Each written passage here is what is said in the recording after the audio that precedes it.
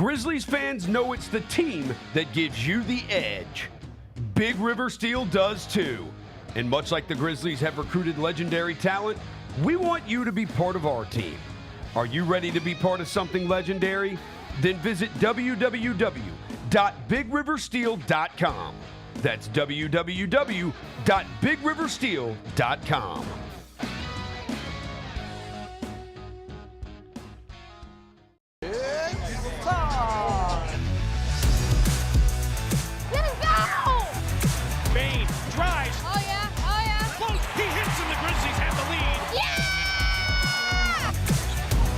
With a knockaway. Good defense.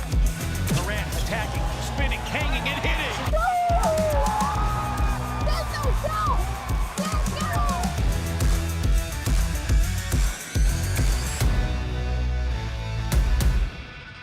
Sonic Radio. Welcome back to Sonic RNDIO. That spells radio with me, the CIO. This just in, the new Sonic $1.99 menu lets you build a crave-worthy meal for just $1.99 an item. Whether that's a creamy shake, crispy tots, or a quarter-pound double cheeseburger. This just out. Ostriches. They're mean, not very cute, and in my opinion, way too big for a bird. Don't miss the Sonic Fun 99 menu. 5 items, always $1.99. Live free, eat Sonic. Tax not included. See menu for details. I see people who look like me and were born probably in the same decade as me, watching all of these young people jump into the transfer portal and saying, it's ridiculous. You got to stop thinking about this like it's a normal college experience. It is not.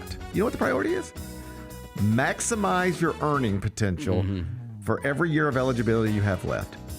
That's what this is about now. These are jobs. The Gary Parrish Show, live on weekdays at 10 a.m. on YouTube at Grind City Media and the official Grind City Media app.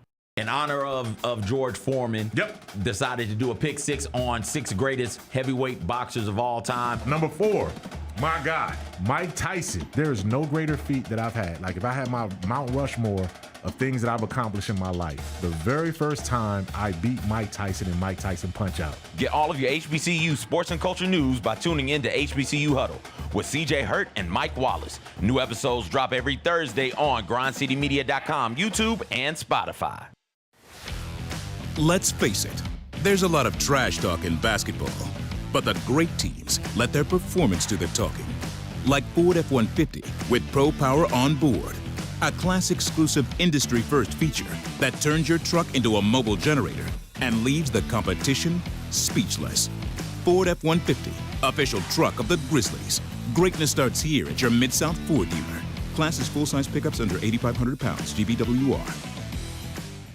Kroger shoppers and Grizz fans, one exclusive last-minute discounted ticket deals texted straight to you during the Grizzlies 2024-2025 season. Sign up with the new Kroger Buzzer Beater deal. Fans can sign up by texting Grizz to 636-479 or visit your local Kroger store in the Delta Division and scan the QR code. By signing up, you agree to receive recurring automated promotional and personalized marketing text messages from the Memphis Grizzlies. Consent is not a condition of any purchase. Message frequency varies. Message and data rates may apply. I need cameras to capture every waking moment between Russell Wilson and Jameis Winston on the same team.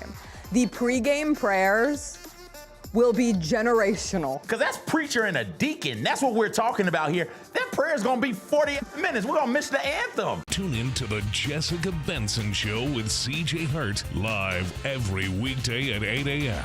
on YouTube at Grind City Media and the official Grind City Media app. Debo traded from San Francisco to the Commanders for a 5th-round pick. There's no other sport where you would get a player of his ilk for a 5th-round pick. Over under total yards for Debo. If they set it at 1,000, you think he hits that over? Total yards? Total yards from scrimmage, total yards. Yes. Okay.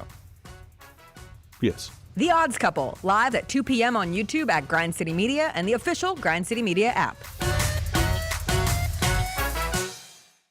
Grizz Nation gets set for tip-off 1 hour before every Grizzlies home game with the warm-up show. Get the latest news, notes, and analysis live from courtside at FedEx Forum. Who's going to be the tougher team that rebounds and prevents second-chance opportunities? Join me, Lang Whitaker, along with Michael Wallace, Jessica Benson, and other personalities from Grind City Media, Memphis, and around the NBA. 1 hour before every home game, live at Grind City Media on X, YouTube, and the official Grind City Media mobile app. Live from downtown Memphis, this is the Chris Vernon Show on YouTube at Grind City Media and the official Grind City Media app. Now, here's your host, Chris Vernon.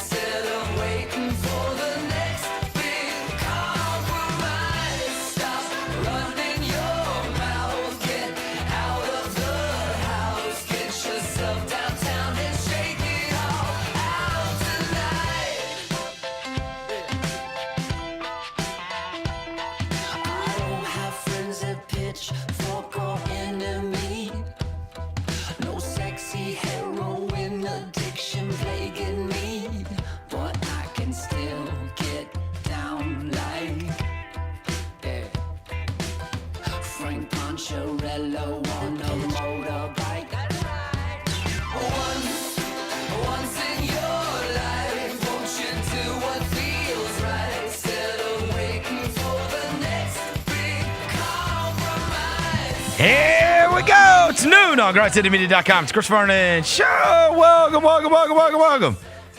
It's a Monday, April 28th, 2025 edition of the show. Today on the show, well, the Grizzlies season ended over the weekend. We were all there for Saturday's event. And then yesterday, they had their year-end media session.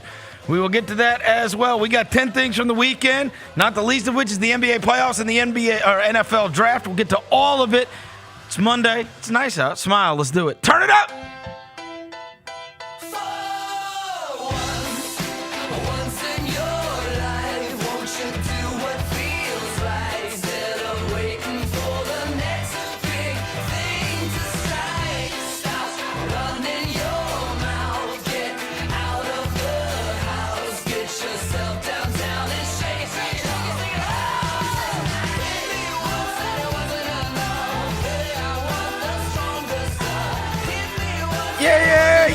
Yeah. Hope everybody's having a good day. All right, bunch of stuff to get to on the show today, not the least of which is the Grizzlies season ending over the weekend. They had their year-end media session yesterday. We'll tell you everything you need to know that came out of that.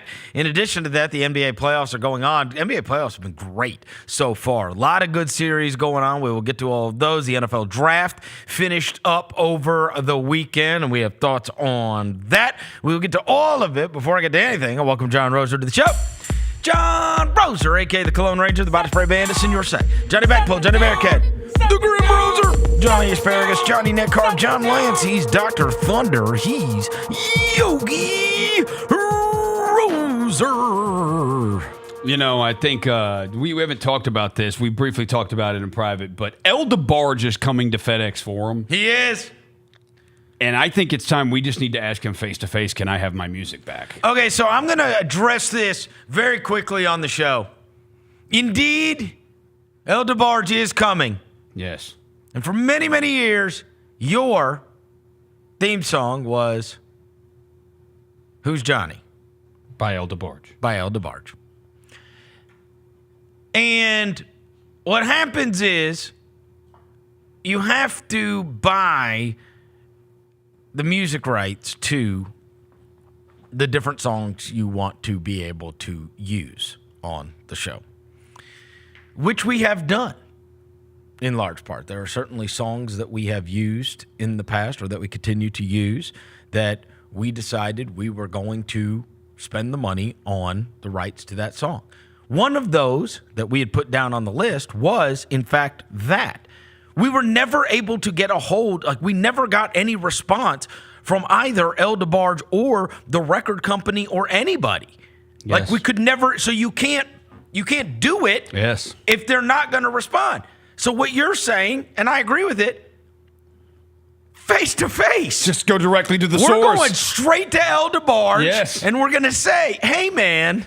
We're going to run up on El DeBarge. We're running up on El DeBarge. I agree with you. Yes. He is coming to FedEx Forum. He is. Uncle Charlie with Charlie Wilson and Babyface. I'm with it. Yeah. Devin Walker's here. He's the microphone mangler. Shedeur Quasadilla. Mr. Math, Navajo Joe.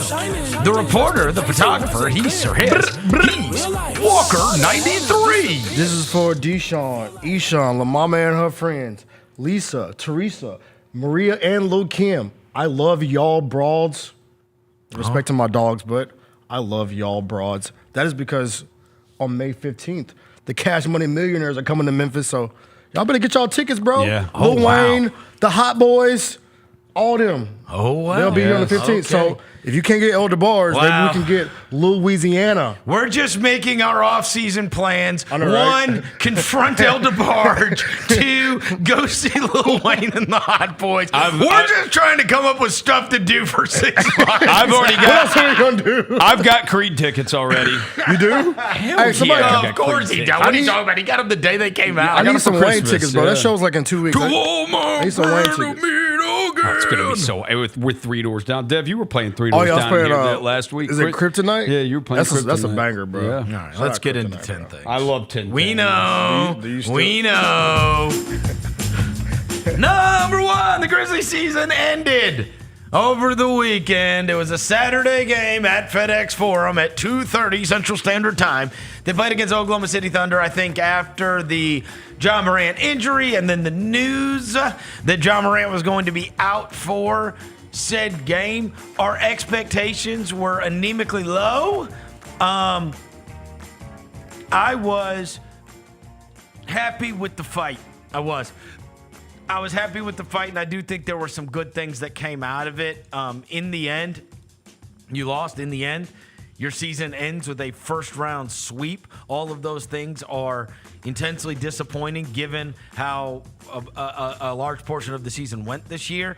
That being said, I thought it was going to be very easy because we saw that you're coming off blowing a 27-point lead.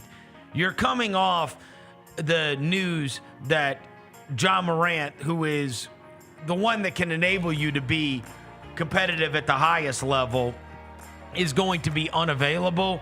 And you're also staring at the reality that you're not coming back from down 3, right? And so you have to do all the common tropes, one game at a time. It's still, even though psychologically, like, you're looking over and John Morant is on crutches and and this team, you don't know what level, if they, they could come out and just want to pummel you and go ahead so they can rest for an amount of time while the Clippers and the Nuggets fight their deal out.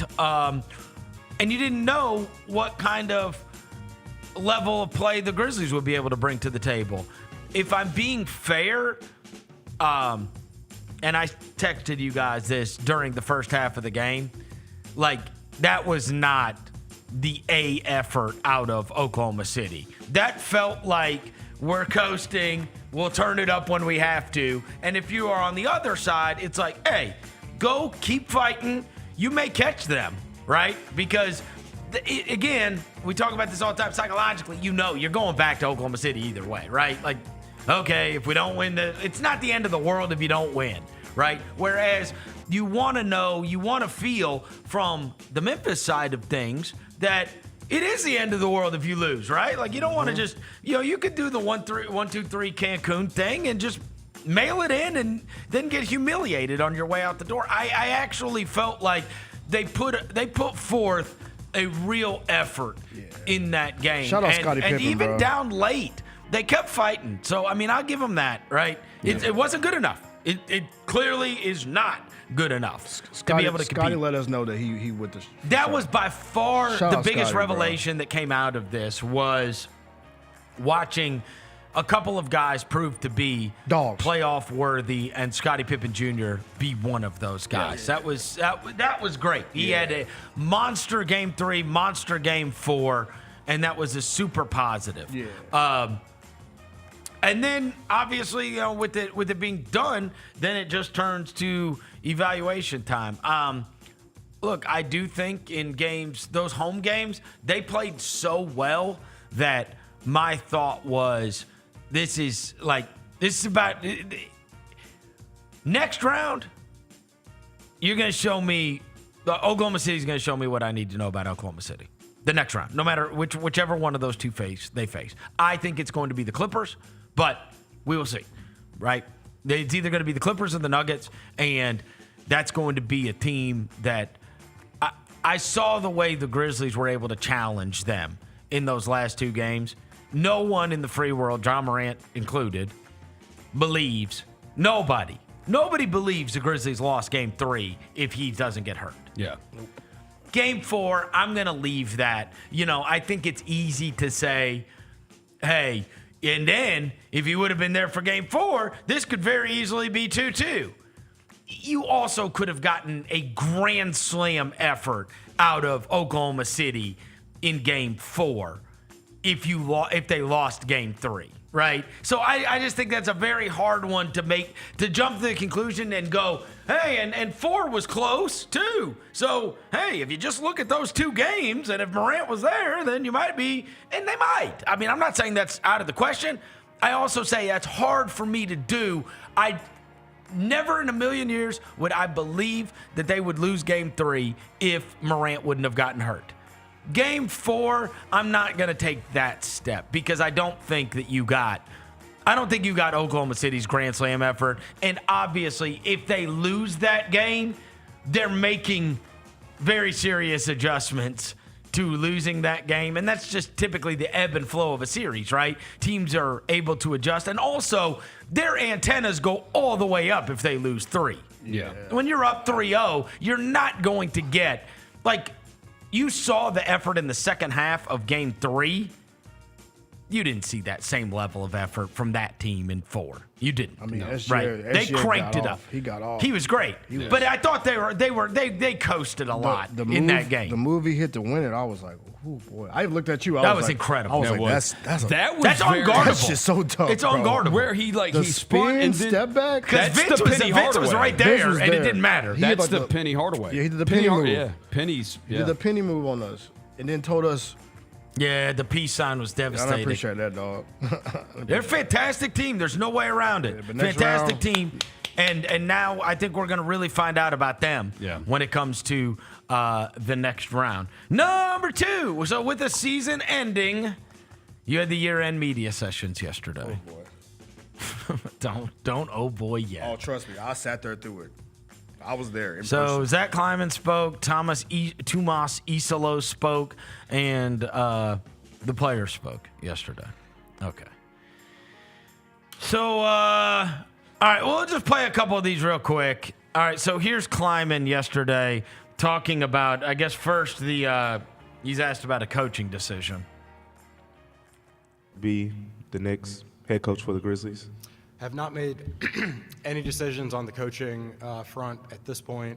Going to digest everything coming out of the season. Obviously, as soon as I've made a decision on anything substance, process, I will share it. Vet other candidates throughout the process as you go through that? Yeah, on all fronts, I've been 100% focused, with the rest of the group on trying to make the most of what, turned into a, excuse me, challenging, certainly end of the season on multiple fronts. I'm going to digest everything, and as soon as I've decided on any aspect of what comes next on the coaching front, obviously I will share that news. Okay. All right. So, what? Just what? What are you already laughing about? I mean, Josh stumped for the guy. Josh stumped. Right? So, I know they haven't made a decision yet. Whatever. I also watched them sit there while three players could have got challenged in the playoff game. But go ahead. Yeah, I know. We also watched the Warriors play in games. Santi not throw the ball in and run a play that would have needed Santi to throw the ball all 55 the way, 55 feet to the opposite corner. Yeah, it wasn't we like, also I mean, there saw him was sub in John Conchar. It made Ja happy. It made Ja happy. That's the extent of what we can say were the super positives, and got more out of Ja and Edie. Though might have cost Jared Jackson Jr. $100 million. Right. I mean, either way, right? Like, all right, Tomatoes. we don't know. Like the evaluation, it was an unfair evaluation. Yeah. I don't know. That's one of those you're just going to have to turn over and just say, like, I don't know whether or not he is the best choice for the franchise moving forward. I do know when Zach Kleiman keeps on saying he's got to digest the season, I fear that he's going to vomit everywhere upon digestion. Gassy. Yes. Enough with the digestion. It is hard to digest. Do you It's think? like Taco Bell. Do you think that they can afford to hire a coach who is unproven and has zero NBA experience? Afford meaning. Well, I mean, I don't mean like not financially. Not financially. Because they for sure can afford it. Dude, they have 53 people in quarterships on the bench, so They still can't challenge a play. I mean, they brought him over. 33 of them have iPads, And they still can't challenge a play. I think they got gun shy on that one because they remember he lost his first couple of challenges, and then it was like, all right, now we're not challenging anything. And of course, the game came down to like, you know, you don't have another game after this. That's You right. lose. What you saving it for the season's road? over You if trying you to lose. take him to Cancun with you? My bad. My bad. He's going to show people the challenges. He's going to walk around the beaches and be like, look at this. I bet you don't have one of these. Yeah. What is that? It's an NBA challenge. It's a green light. You ever see one of those? Watch, it's going to be on eBay tonight. NBA challenge. Unused Grizzlies NBA Game 4 unused challenge light. Unused NBA challenge. Unused NBA challenge on eBay. Bro. It's got the eBay authenticity guarantee on it. Hell, you can get a damn. Yeah, I mean, sure. I think you can get real good money. You can get a damn Cheeto that looks like Charizard for like $100 grand. You can. So wait. Just So wait. what can an unused NBA challenge get you? It'll go crazy. Take it to the sports convention. Which would you rather have, an unused NBA challenge or a Cheeto Charizard? Personally, I would take a Cheeto Charizard. Yeah, I'm a big Pokemon guy. Okay, fair enough. And Cheetos are awesome too. So, Yeah, they are. They are. All right, here we go. Let's move on to. So we have no idea what's going to happen with the coaching thing, but like, Yeah. I don't know. I after I heard Ja, I thought, oh, they're probably just going to stick with this guy, but we'll see. On the core three competing for a title. Oh, Lord. Okay. Get your Still blankets believe ready. The core of Ja, Jaren, and Dez is capable of getting you to the place where you can compete for championships.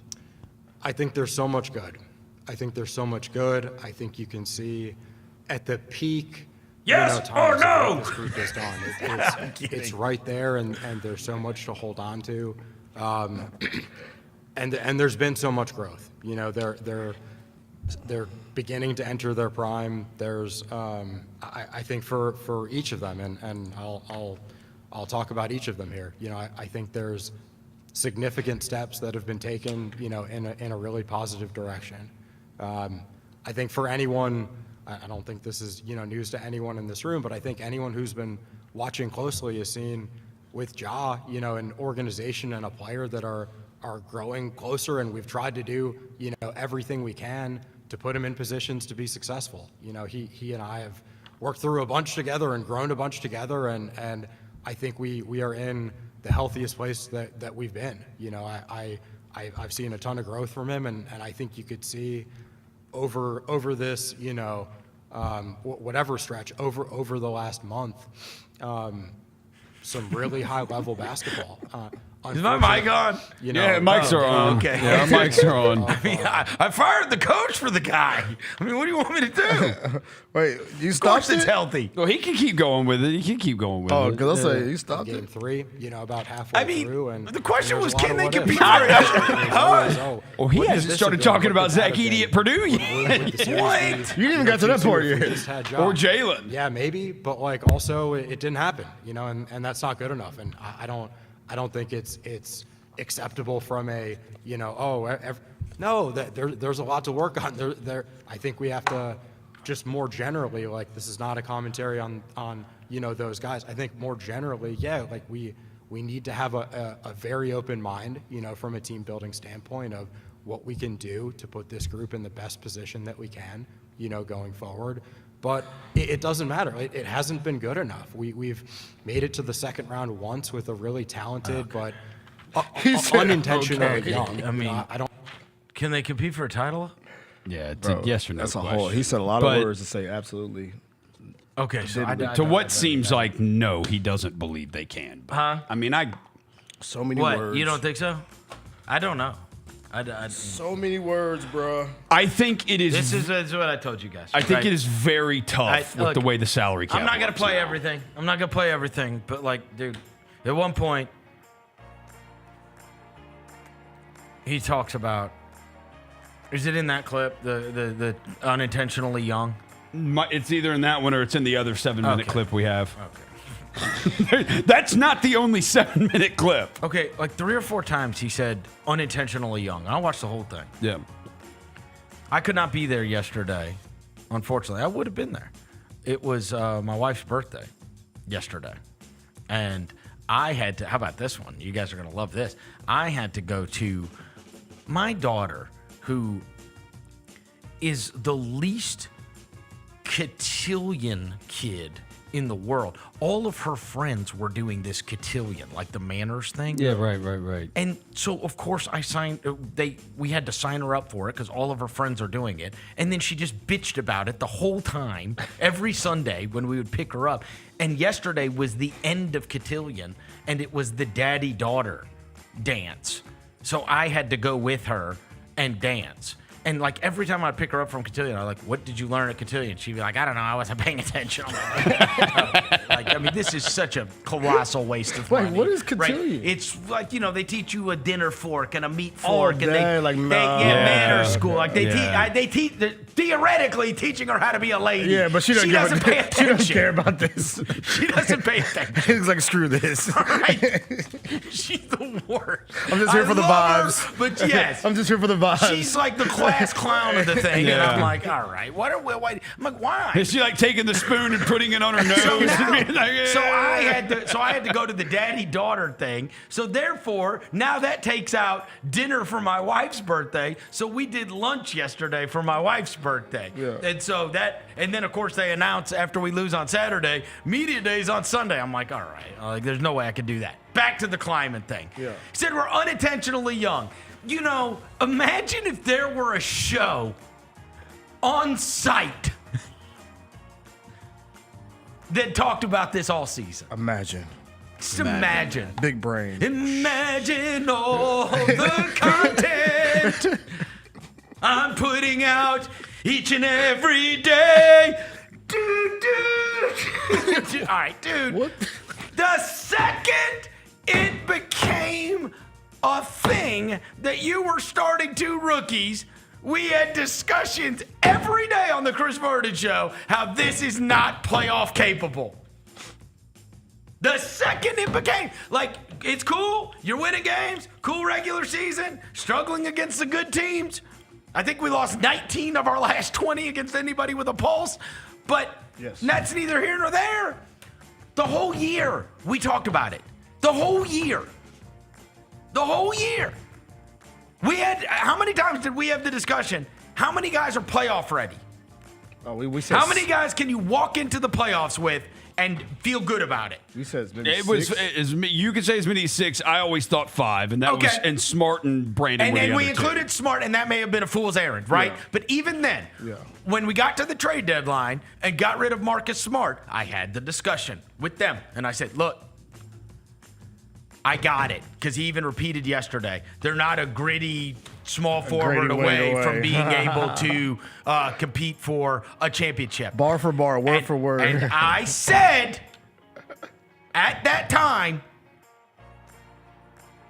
I don't care if you can compete for a championship. You're not good enough to win in the playoffs. End of story. Now, in the end, it is hard for me to hear we are unintentionally young. No. We knew that didn't happen at the end of the year. Yeah. That was absolutely relevant at the beginning of the year. And in the end, Jalen Wells was a revelation getting drafted in the second round. And I never want this to come off like I'm bagging on him or Zach Edey, okay? The truth is they should not be NBA starters right now, especially not when you've got 3 other high-level starters. You have 3 high-level NBA starters on the team. That's the truth. That's the truth. I am hopeful that Zach Edey can become one. Jalen Wells is not going to be a high-level NBA starter, okay? I'm sorry. Okay, so it's not unintentional when you knew in December. You got high on your own supply. You thought your guys were better than they are. It's a misevaluation. That's it. And then, I guess we can get into they tried to do this. They tried to do that. They tried to do this. Everybody in the free world reported they didn't want to draft 9 in the draft. Everybody reported that, okay? So you weren't able to make a deal then. Right? And then you got to the offseason, you really didn't add anything. And then they say, well, we brought in veterans, Derrick Rose retired. Derrick Rose and Lamar Stevens. Lamar Stevens was added on a 10-day contract because you didn't have wings anymore. Okay? And it's like, okay, stop. Like, you watch the playoffs. Come on, bro. Like, we need guys. You have to have players that have won something, or at least played. That was the whole. It was the whole smart thing. I'm like, I don't care if the guy shoots 30%. I need somebody that's won something. And if you don't have him, then you got to have somebody else that's won something. You can't just have a bunch of guys that have never won anything, or at least played NBA games, or have experience. Experience in the NBA. Experience, and it's like so. Then it's like, well, this was no. You knew. You started 2 rookies from day one. You have the whole season to remedy this. So now as we fast forward, I just don't, to me, that's not, I got it. That was not what you intended in the offseason. Sometimes things don't go the way you intended. But that happened at the beginning of the season, bro. That did not happen at the very end. We weren't left with having to start 2 rookies. We started the season with that. So if you thought that was good enough, right? And it can't always be, if we make a move, it has to be one that takes us to a championship level. Like, I think they looked at it from the standpoint of, this is, we're not going to do something big unless it can take us, have us compete at the highest level, like win a championship. And it's like, bro, that's not where we're at right now. You're not going to be able to compete in the playoffs. You're not. You're not going to be able to compete in the playoffs. Because these other teams, anybody here can watch the playoffs. So the second thing is, so again, this situation you were in, the unintentional thing. The other thing is the whole, and Zach's been here. I love Zach Kleiman. I do. We all do. We all love Zach Kleiman. We all do. Okay? Yes. This whole, I've been here 10 years and I know what resonates with the city, and we're trying to add dogs. Like, all right, with all due respect, we need to have dog tutorial. When you broke down the dogs, I was like, yo, I ain't know. Because the first one he said was Jalen Wells. Just because people work out hard don't make them a dog, bro. Respectfully. Right. Respectfully.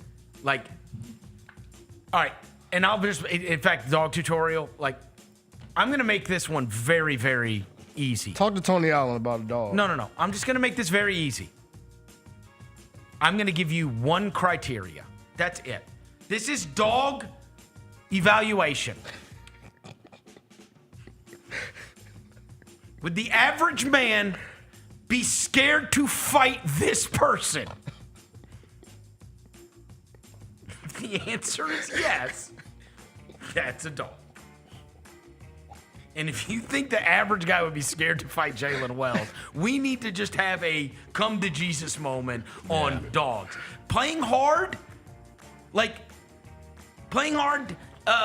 diving on one ball in 82 games. Like, the kid is a sweet kid, great kid.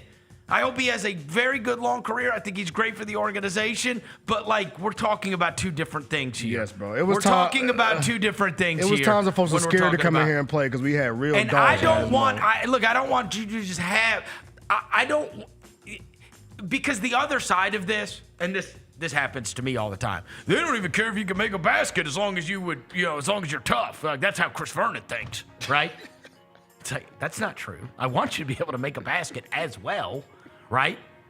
But it's an excuse to not have what I tell you need to have.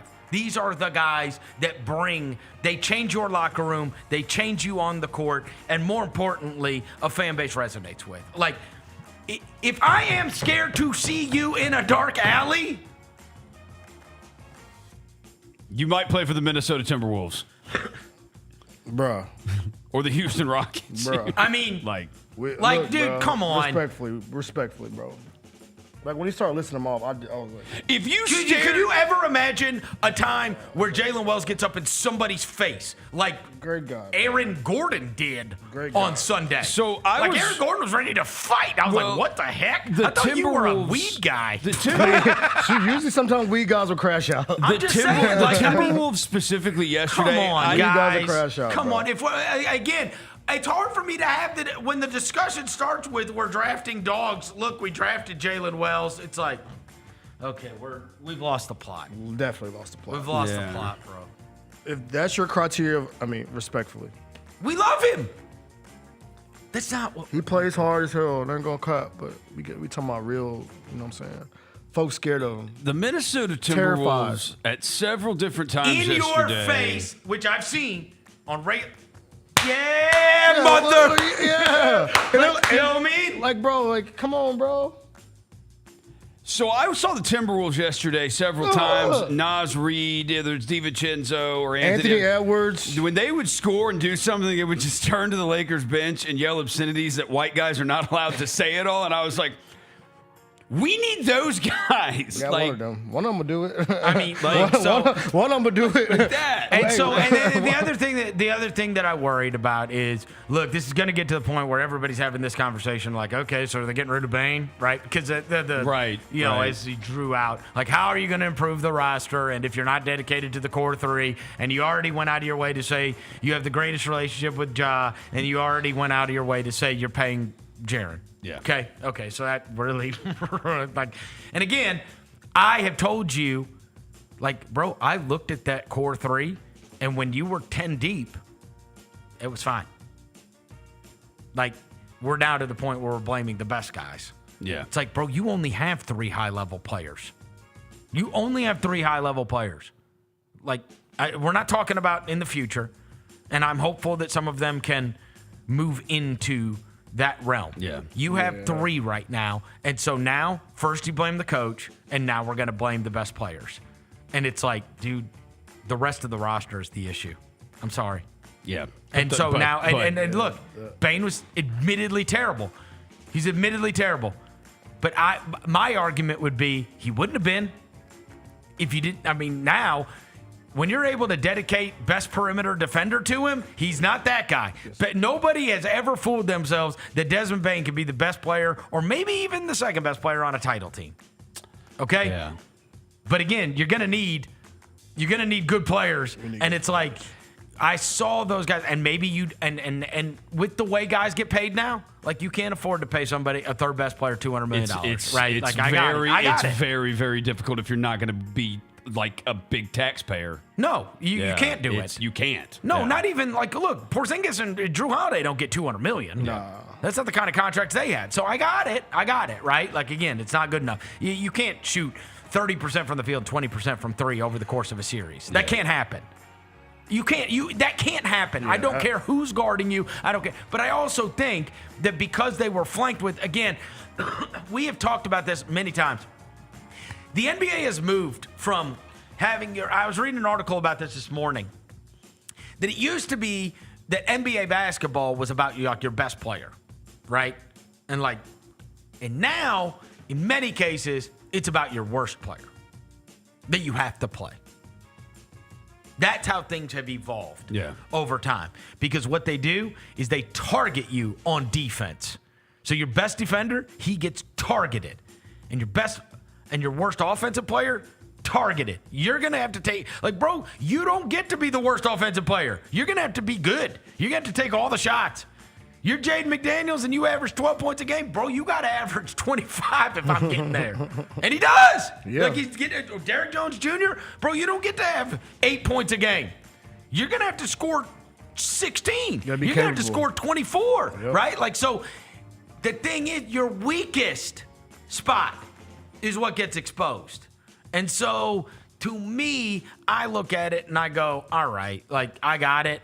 You know, look, I don't think there's any amount of change that people are going to relent on. There's a couple of things I would take issue with.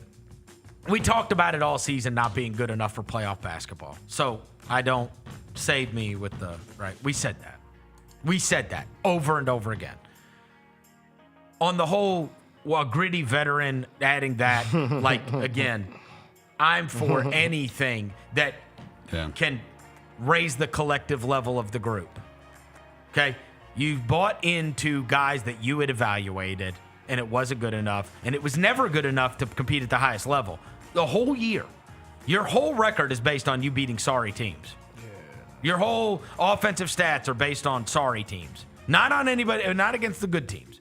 Okay? That was a commonplace thing. And so when I'm talking about, like, you needed somebody that could change that culture. You needed somebody that could, like, raise the collective level and especially stop the slide from when it took place in the midst of games and in the midst of the season.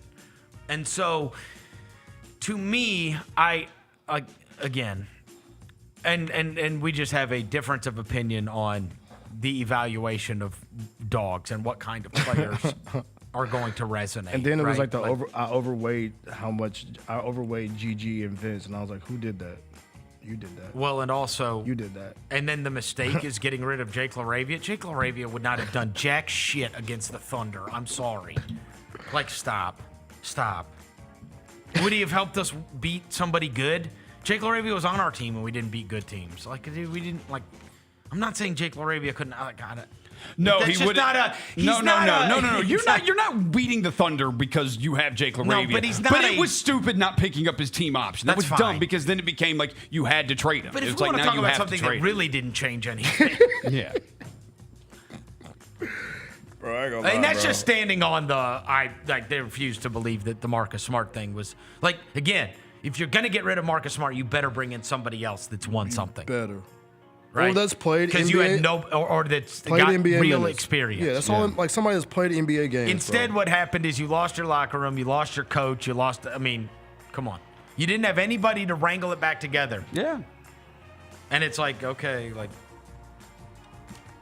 these are the kind of guys you need, and so we'll see what the offseason brings. You know, look, it's never going to be happy times after a season ends like that, right? And they do. I will say this: I was very happy with the seemingly level of acceptance that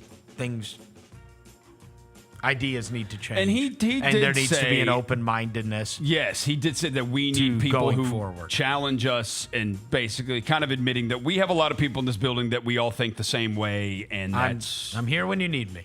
And that we need I'm people who here when you need me. Oh, bro, it's bar for bar. Soldier Boy in that joint, bro. Bar for bar, word for word. I mean, it's it's a little the upset. Memphis Grizzlies have added the Chris Vernon show to the front office. No,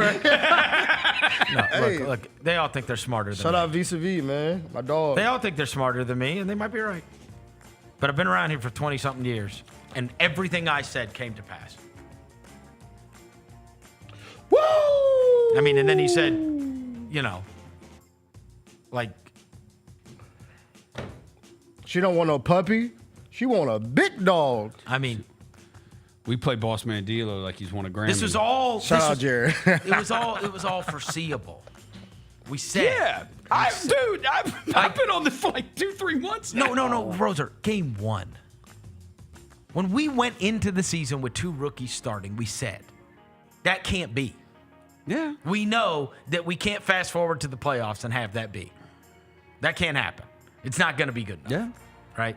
We know. And so Just correct the mistakes, bro. now we're at the end, and so it's like, correct the mistakes. and if your 39th pick that you expected to be in the G League beat out all of your wings on merit, that is a problem. Yeah. Whose fault is that? That is a problem. That doesn't. And Jalen was good. Jalen was. He had a good It was good. Consistent. It was good. He's not a high-level small. Watch But the go- playoffs. You can't. Come on. You can't bring that. That's bringing, as in the words of my old buddy John Hollinger, it's bringing spoons to a gunfight. It's also, we talked about this too. Go look at the game that we played at Cleveland. And Donovan Mitchell, after the game, said, yes, we are aware of him and he is on the scouting report. And then go look at Jalen Wells' numbers in March after that. Right. Like, once teams started paying attention to him, and it's like. I texted y'all. I texted y'all yesterday. We're going to talk about it. I texted y'all yesterday during the playoff games. What did I text y'all? I said, bro. Watching these other teams. I'm watching these other teams, and I'm like, this is what we were rolling out there when teams got Jay McDaniels making plays off the dribble. You got DiVincenzo making plays off the dribble. You got Austin Reeves. They didn't win the game, but these are the third and fourth options, bro. Rui Hachimura. Dudes that have Oh, and again, it's climbing even like and of course, it's probably targeted at me, but the Zach Edey stuff. I don't know how many times I have said regarding the Zach Edey stuff that there's nobody in the world that wants Zach Edey to be better than me. Like, I want him to be, like, you are putting him in a position he is unprepared to be in. The things that he does are great. When he does them, it's like when Jaron talked to us earlier this year. There's nothing better than being a rookie. Anything bad you do is, right? But you put him in a position to have this spotlight on him and then put a lot on him. And then, of course, you lost Brandon, too. So it put even more on his plate. And again, most times rookies are able to deal with, their perceived weaknesses as time goes on. He shouldn't be your starting center. I'm sorry. Like, even if you win, you're playing Jokic, you're playing Zubac, you're playing whatever. Like let him grow into the role, right? Again, and then when it doesn't pan out, like we still, you can yell at me about being critical of Edey stuff. We don't beat good teams. No. Like we don't beat anybody. You lost 19 of 20 games against anybody worth a crap. Like, bro. Save me on how good everybody is. Yeah, the Pistons You're were the only one. not. If you were, you'd beat somebody good ever. So save me on this guy's, as it went on, it's like this guy's great and this guy's great and this guy's great and this guy gets too much criticism and this guy gets too much criticism. Bro, you don't beat anybody. I don't care if you beat the Hornets. I don't care. Yeah, that's cute. It's fine. But I'm trying, the only thing I care about is the team, and I care about the team winning, and I care about maximizing the three best players on the team. And it's like, when you, no matter who you are, when you can have a discussion, a very serious discussion about who the fourth best player on the team is, and nobody has the same guy, there's your problem. Bro, you have to have 5 that you start. Nobody can agree on 4. Yeah. Nobody. I have asked 35 people who is the fourth best player on the team, and shit, by the end, people are like, Pippen. I mean, Pippen, like, what are we doing? Nah, for real. Or Brandon, but Okay. like The Brandon's dude who's in the freaking leg 2 cast injuries thing. now. So Pippen is who you would say after the playoffs. He also did Pippen say showed- there were a couple things that he did. He did say that we put too much on Vince Williams, which we had talked about too. We had talked about that. Dude, he barely talked about Gigi. Yeah, He barely he mentioned didn't even Gigi's bring up name. Gigi yesterday. Yeah. Who knows? Yeah. He did also, this will make you happy, he never said the name Santi. Dude, I would be taking that Game 4 video of Santi. I would be sending that to every team. What's wrong with you, bro? I know you What's wrong would. with you, bro? I'm sorry. What's wrong with you, bro? All right, number 3, and we've already covered this, where from here. Like, again, we have no idea what the offseason is going to hold. Just- but I will say this. Hey, look, this is what I'm holding on to. This can be on our summer growl towel. Where from here? Crisis brings about change. That's a wordy, bro. Huh? That's a lot of words. We had 15 Memphises on the towel. Okay, on those are like big words. Saturday. Though. Crisis. I brings like about that change. one. What? The Memphis one? I liked it better than, what was the other one? For the M? Yeah, for the M. Yeah. Crisis brings about change. Yeah. Put it on the growl towel. Yeah, my just personal. Just growl. personal growl Yeah, I'll towel. get it made. It's true. Yeah. Crisis brings about change. Look, you already fired the coach. Now you're going to blame one of your best players. And so now We can play that Kanye song, The Blame Game.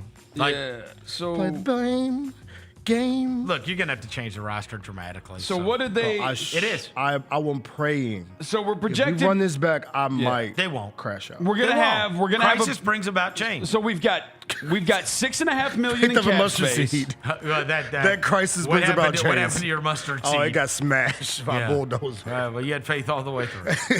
We've got $6.5 million in cap space. We've got the non-taxpayer mid-level at $14.1 million. We've got the biannual exception at $5.1 million, and we've got 2 trade exceptions that total $8.5 million. Okay. That's what we got. Thanks, Roser, for all that. Well, we also, again. And then you can Yeah. sign and trade Santi. You can trade. we have all kinds of maneuvering they can make, and it's time to dude. You could probably sit down and have a 3-hour talk about the trades that didn't happen, and that's the biggest issue. Yeah, finish the deal, bro. Finish the deal. Finish the deal, you know what I'm bro. saying? That should be another. That Dorian Finney-Smith thing, we know. The Jimmy Butler thing, the Kevin Durant thing, I'm so tired of hearing about deals. Trading up in the draft. It's all a bunch of stuff that didn't get done. And the ones we do And then get it's done. unintentionally young. Bro, we told you all year. Well, the ones we do get done typically are kind of don't really work out. And then Lonzo Ball, that one didn't get done. And this one didn't get done. And this didn't get done. But Justice Winslow, though. Right. It's But there's a reason for the Lonzo thing. It's a $21 million expiring contract. The Dorian Finney-Smith, he's a $15 million player option that you're probably hoping that he does not pick up. Or does. Or does or, pick up. or doesn't pick up. Maybe the garage talk Because you want the money for the off the offseason should be books. close a damn deal. I mean.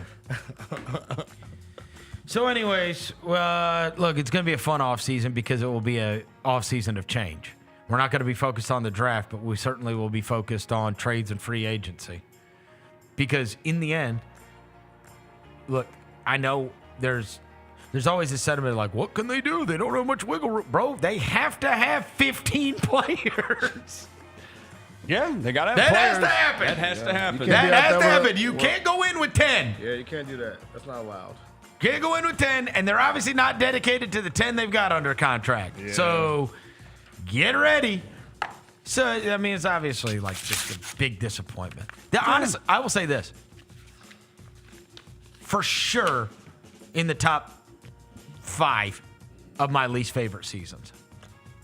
For sure. Just on the stress level roller coaster type we went on? Because sometimes when we've been sorry, I've been okay with it. You know what I mean? The worst, which will never be top probably, was the year after, I guess my second year after I had left radio and I was here, the year after we lost Tony and Zach. That was my That first was the year. Ben McLemore, Tyreek Evans. That was your vodka year. terrible. That was the vodka year. Yeah, Yes. Well, that was the year I drank way too much that year. Yeah, a lot of Tito's. That was I mean, That was the year they fired Fizdale. And we ended up getting, and then look, we ended up in the end, getting, the pick to be able to make. Jaren? Ja. Ja? Okay, yeah. That was Right? Ja, yeah. No, No, that's Ja was Jaren. after the That Avery was Bradley year. Jaren. We got Jaren. Yeah, Jaren. We got Jaren. Ja was after the Avery Bradley Yes. year. What was headed towards being a miserable year was that year, Jaren's rookie year, because Mark was, and he's admitted it in here. Yep. I mean, he was so miserable and made Yes. it so awful. When they traded him, we actually became a watchable team. And after that was yeah. Valanciunas and Avery Bradley and that group. And And that was DeLon fun. Wright. DeLon Wright, Jaren CJ was at the rookie Miles. game. He was at the rookie game, and they shut Yeah. him down after the rookie game. Right. That was all that kind of. Yeah. And then we got Ja. Then we got Ja. And then we got Ja. And so that's when, But, that McLemore, Tyreek Oh, Evans, horrible. Deontay Davis year, that was just, Yeah. I mean, it was a brutal. catastrophe. Some Think Terrell it's up there Martin with in that? there. It was a catastrophe. Is up there with no, that? that one was so much worse because, again, you're coming off of Mike, Mark, Tony, and Zach. Yeah. And now Tony's gone, and now Zach's gone, and I'm having to watch this. Ben McLemore. I mean, it was brutal. It's not a fun year, bro. It was brutal. Yeah. Right. And then, but this one, I mean, this was, honestly, there were so few highs. It was ridiculous. Like your best player didn't play. That's right. You never knew going into games if he's going to play or not play. It was a bad roller coaster ride. Yeah, That's right. was. Like it was, some roller coaster rides are like a thrill. You know what I'm saying? You get to the end. And the thing is, I mean, we saw it coming. The zip and pimping, low key. Even when we were the 2 seed for a while, it just felt weird. It felt weird. The vibes were never good. Nah, never. It wasn't a connected team like we used to see in a Grizzlies. And Ja was. Ja was discontent for the majority of the season. Yep. Standing in the corner playing thumb wars with Mikal Bridges. I'll never forget. I mean, like if you were to highlight one moment from the year, what would it be for you? The win in Boston, honestly. I think the Houston one for me was the one. Okay, Houston. That's fine. That's mine. And then you also had the other Houston where Bane hit the 3 and we didn't get the. I said the good moment, bro. Yeah, but I mean, obviously, when I think about Houston, I think about both of those. I said the good moment. I know. I would say Boston too. I'd probably say the win at Ja Boston. had almost a triple double on the road in the first half. Like, and that was like, okay, here we are a good. Yeah. And that was not true. Yeah. I mean, if you're not a Grizzlies fan, like the Curry 52 was pretty cool. Like it was. The Curry 52 was pretty cool. Like it was. It was cool to see that. Like he's Calm down. We're asking for Grizzly moments, bro. Yeah, that's why. Yeah, there's a caveat. Vis-a-vis, Number Dad. 4. Vis-a-vis. Don't use that all off season. Vis-a-vis, Rose. I had never heard that until yesterday, and I heard it about 25 times. Hey, like how you spell that? Number 4. NBA playoffs West. Vis-a-vis. All right, so here's what's going on with the rest of the conference. Right now, in the Western Conference, you have the Grizzlies series against the Thunder is over, as we have documented. Golden State is up 2-1 on Houston, and I tweeted this out as I was watching that the other night. As I'm watching it, and I'm watching Curry doing what he's doing, awesome. I'm like, dude, like the aforementioned Zach Randolph and Tony Allen, like I have vivid memories of being down in FedEx Forum doing post-game shows for road games as we were playing against Steph Curry and the Golden State Warriors with Tony Allen. And then I have vivid memories of doing post-games after road games against the Golden State Warriors with Dylan Brooks and John Morant and that crew. And now you fast forward, and it's like now I'm watching Dylan Brooks and these Rockets team, who I have likened to the old Grizzlies in terms of their grit and their ability to rebound and their size and everything like that, but they're offensively deficient. And as I tweeted out, it's the same Steph Curry. Yeah, bro. Like, I got it. Like, Klay Thompson's not there anymore, but like, how is this guy? Like, he's out there by himself. dude, I mean, Quentin Post started. Yes, bro. He is otherworldly. And that Houston team, they just don't have a scorer. No. Right? Like, they got the crazy Jalen Green game. Like, he's the one. He's been so up and down. Cold. It's his first time through. Big well, Katy he's Perry. like that all season, though. Yeah, like, he'll Katy have, Perry. like... And it's his first time Yeah. through. And then it's like, okay, like, this is what happens. And this is part of experience. Oh. Though it is unintentional that we were young. Experience, what happens is they're going to know, they're going to look and they're going to see, what are your weaknesses? All right, we are going to exploit those, right? And then as the series goes on, that gets even more, right? That gets even more relevant as the series goes on, which, and likewise, the great players, and this is to John Morant's credit, he's very bold. He said, you know, look, I think I had them figured out, like how I was good. And I don't think he meant figured out like I was going to mow them down. I think he meant figured out like I figured out how I can operate. How to get to my spots. Within this. Yeah. Within the context of playing this team. I figured out how I can operate. If you want to go back and watch it, I and went where back and watch it. they've got to adjust to me now, right? That's the thing. It's like, bro, we saw Steph Curry get held to nothing in FedEx Forum.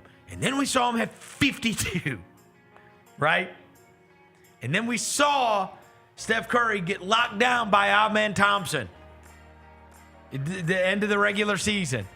And now Does that look like Ahmed Thompson's locking down Steph Curry to you anymore? Right? The great ones are going to go, oh, okay, this is what you're doing? All right, I'm figuring this out. Like, that's not, the end of the story is not, I get shut down, bye for now. The end of the story is, what are you going to do to me? Okay, bro, you're not doing anything I hadn't seen 1,000 times. Yeah. This is how I'll operate now. And that's what comes with the experience of seeing. You've seen everyone from Tony Allen and Zach Randolph to Ahmed Thompson and Alperen Şengün try to figure you out. Try to shut you. You don't think he's seen every friggin' version of trying to make his life hell? Yeah. He's seen it all. And he's seen everybody from Tony Allen to Ahmed Thompson trying to guard him. Yeah. Along the way. I've seen every defender and it's ever. like, everywhere defender ever. Dude, this guy is so friggin' good. It is unbelievable to watch. And I'm not saying they're done, but for them to win without Jimmy Butler is crazy. Not saying Jimmy gonna play game 4. No, that's crazy because for them to win. Yeah. Like, dude, look at their roster. It just speaks to how unbelievable that dude is. Yeah.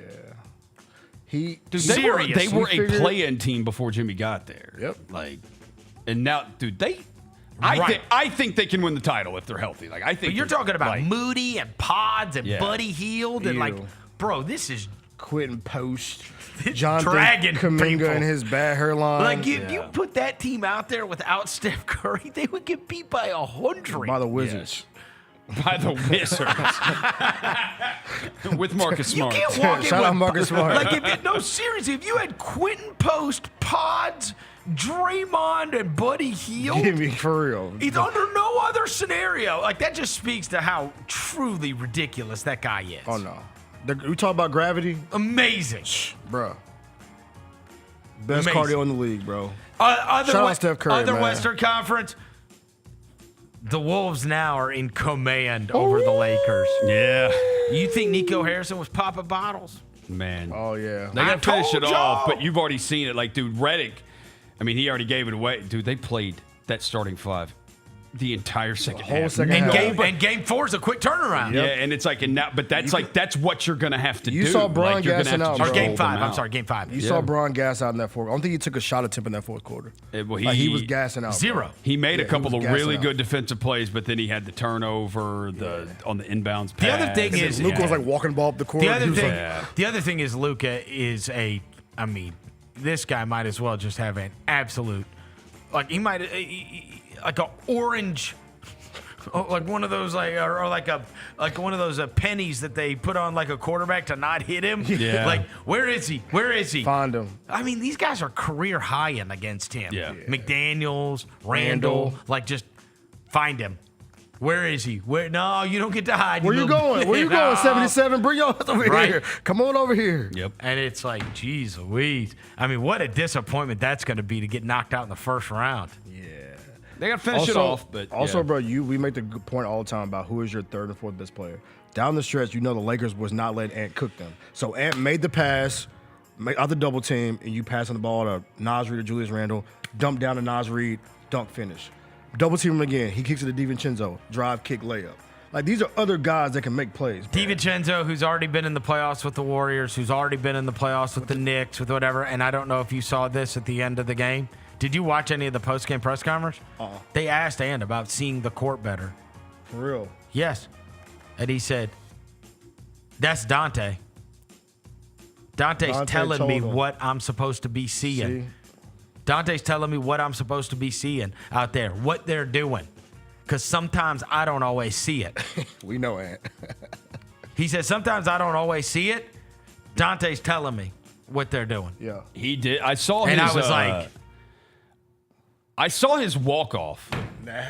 Exactly. I saw his walk-off. Dante DiVincenzo is not. That's the names he said first. He said Naz Reid, Dante DiVincenzo, Jaden McDaniels, Julius Randle. Shout out. He shouted out all those guys. Dante DiVincenzo is not some guy that you would be calling some grizzled vet. No. But he's played winning basketball. Exactly. He's been on other good teams. He has been in pressurized playoff situations, of which he has performed in. Come on, bro. The value of that is great. A voice is It's sometimes great. all you need, bro. A Right? voice. And I'm seeing a double team, kick it here, boom, boom, boom. Those winning plays, bro. Those small winning plays. Shout out Anthony Edwards. The other one in the Western Conference is the Nuggets and the Clippers, and I mean this is a all-timer. Yeah. Like truly, you have had the one mashing Game 3 was that took place, yeah. right? But the other ones, I mean, all down to the wire. Great game. Game 1 with the Westbrook plays in the overtime. Game 2 with the Clippers being able to come through. Game 3 was the blowout. And then this game, I mean, they had them down 20 going into the fourth quarter. And that Clippers run of 32-9 was just unbelievable. And I was like, oh, my God.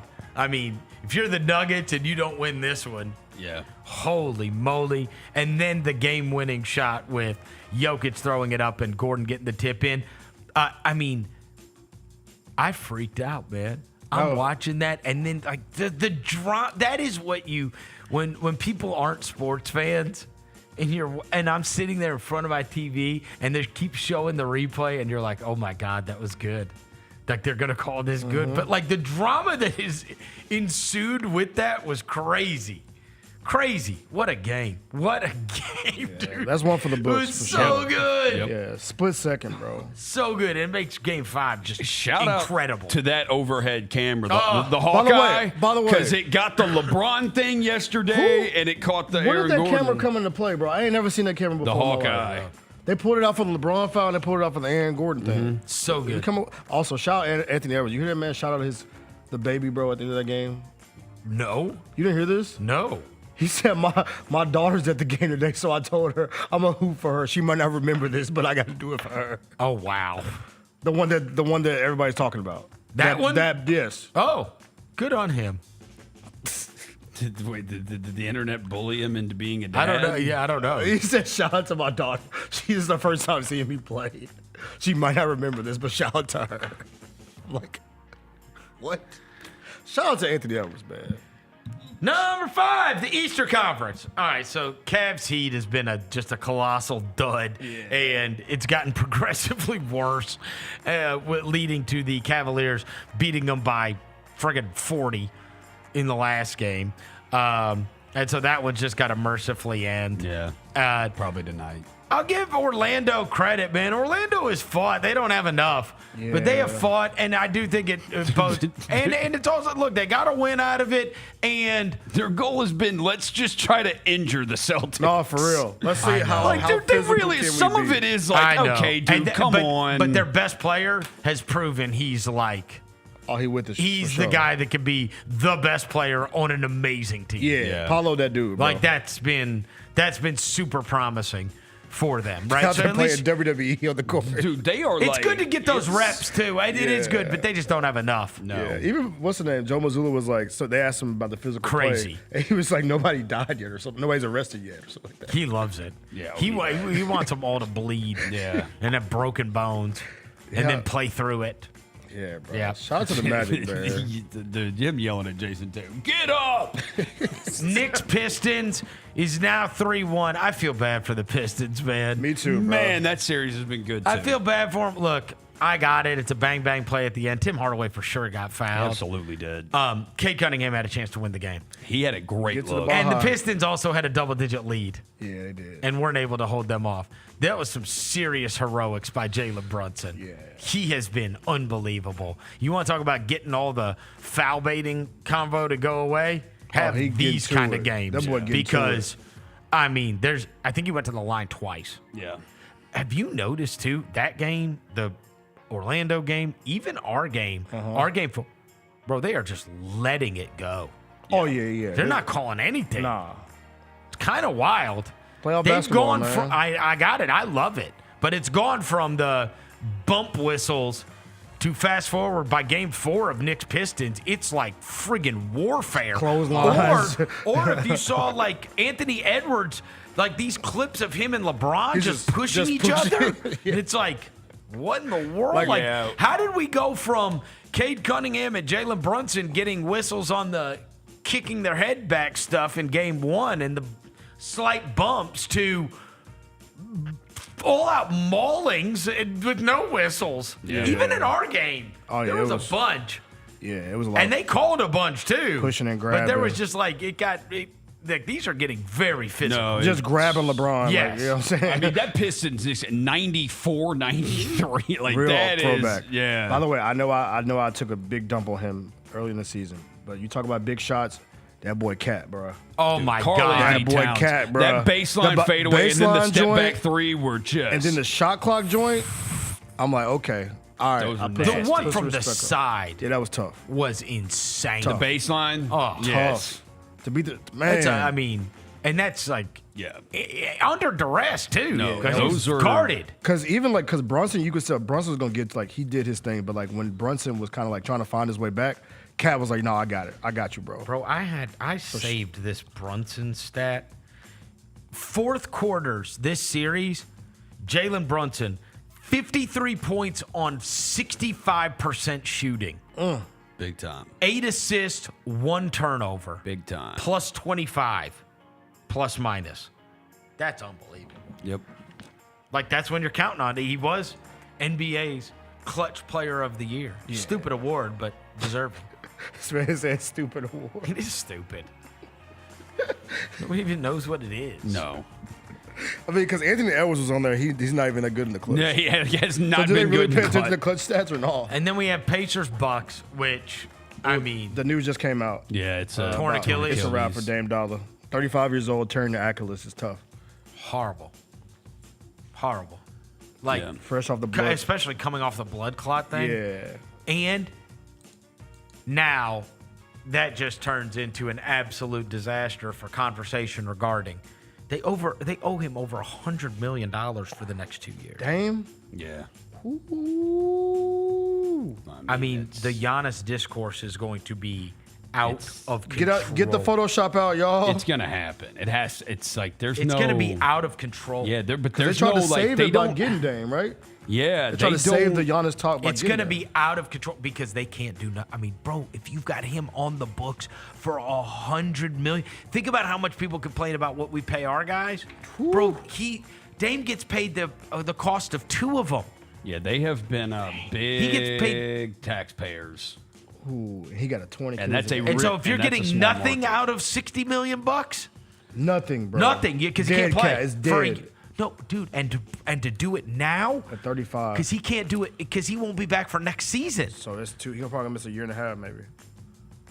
At 30, he'll be Of 37. of Giannis prime. Yeah, it's a wrap. No, I mean, and now it's what happens with Giannis. Yeah. I feel bad for Dame, bro, because it's like, bro, that might be a wrap for you, bro. I know. I think the Pacers are pretty damn good, man. They are. They play They're hard. fun to They watch. play hard, bro. They are offensively, boy. They will like you want to talk about playing fast, Yeah. bro. They'll grab the rebound and get up the court and get a shot. Space Yes, out. they will. In this playoffs And routine. Miles Turner, the dunk on Giannis yesterday was awesome.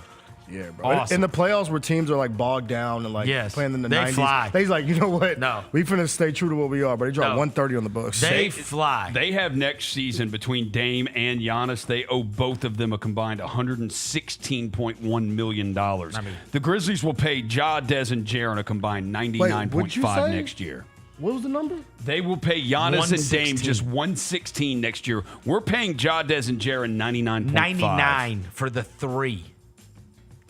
Now that will go up because whenever Jaren's next deal is going to be massive. So Do you think Dame? But I don't think. Did you hear yesterday Kleiman talking about all the machinations of this with the Jaren thing? Yeah. Bro, they're not going to renegotiate and give him a huge number next year. because Jaren's not going to take it. They also would like hinder their team from being able to get better. Yeah. Jaren. The only way Jaren signs an extension in this year is if he makes All NBA. Then he'll sign the full Supermax, and if he doesn't, he'll just play out the final year of his contract. Right. And then he's either going to get 5 years, $296, or he's going to get the Supermax and get 5 years, $345. He has said he wants to be here anyway. Yes. So, He said we don't have to he worry won't about play that. some Yeah, he wants to. He So we talked don't about know. that yesterday as he's never 7 years here. He's like, I've never played basketball any place Right. for 7 years. Like, this is my home. I've always been a nomad where Yeah. I moved around all my life, whether it's AAU, high school ball. Like Yep. I was here once, Michigan State for 1 year. Like this is Yeah. as long as I've been somewhere. So this is my career. Yeah. And I think I speak for all of us. I want to win with him. Yes. I For want to sure. win with him. I want the bet. He still has not reached what he is going to be. No. Yeah, it's I stressing me still out. believe that. And he still talks about the things he's got to get better No, and he at, keeps the getting, but he defensive keeps coverages. getting better But he and does. better. He keeps getting better.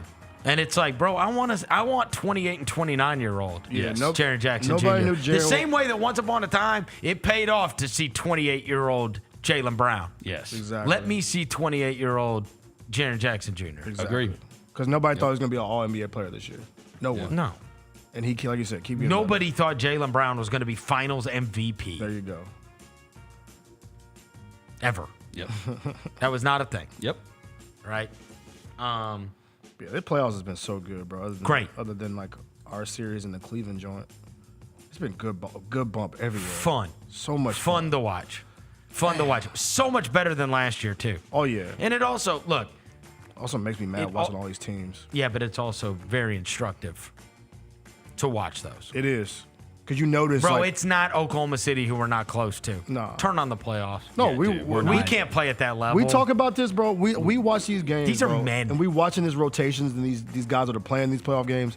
It Look ain't at just, their 8 guys. Look at their 8 guys. that We running out play- there. Our biggest shot of the year was taken by John Conchar. We literally played Minnesota here on a Thursday night game, and it was a game at halftime, and then Minnesota decided to say in the second half, screw this, and they just beat the living hell out of us. Killed us. Like, there's levels to this It was to stuff. the point where Levels. somebody who's like a Grizzly diehard told me, Devin, we can't beat them. No. We watched the Lakers here against us, and it was Coach T.I.'s first game, but it was, dude, Luka LeBron, they did whatever. They could have run that little pick, slip to Dorian Finney-Smith, wide open three 500 times, and we were never stopping it. Like, Hey, bro. Grizzly fans, y'all watch these playoff games because y'all get mad at us. Go watch these games and y'all tell me what y'all see. Oh, no. I think everybody's come to terms. I hope so. yeah. We lost Everybody 19. knows. What was it? Was it 19, 19? one in 19 we're against 1 in 19 last. the only win was the game at Detroit. I mean, bro, that's not even 10 and 10. You're 1 and 19 against anybody good. So stop talking to me about how good your players Yeah. are. No, they're not. You're 1 and 19 against anybody good. If they were good, they beat somebody good. Even make a mistake and win one. Yeah, wouldn't you just have a career night? Stumble into one, Hey, you know what I'm saying? There are two of our Just like old there are two stumble of in. our old guys who are unrestricted free agents. Talking about DeAnthony Melton and Steven Adams. Oh, boy. We're spin the bro, block. wait, no, DeAnthony Melton ain't got no ACL, And bro. Steven Adams, that whole thing with his injury We're, went down we're looking so for bad. vibes, Dev. We need better vibes. We do need better That vibes. Steven Adams thing went so bad with Yeah, the that went bad. with Rosa, the injury thing. That got messy. Yeah. would you? I would say talk about vibes. Bring back our other boy then, Kyle Anderson. Tyus Jones. Oh, Tyus is That's also out when they there did that too. presser. that was a disaster. in I've Phoenix. never seen him that mad before. When he did that presser we talked about. Yeah. I've never seen him that mad before. About like he was talking about like. Yeah. Yeah, it was fun living in Phoenix, but like everything else was like. Yeah, he's the first person to live in Phoenix and not be like happy. Yeah, he was like pissed off. I was like, damn. I wouldn't be surprised if he goes back to Minnesota and does the whole Let Mike retire. Mike. kind of Yeah, thing. yeah. Don't do that, bro. Because that's home. Yeah, that is. But I'd home. love to have him here. Yeah, Stones, man. I love that Tyus Jones.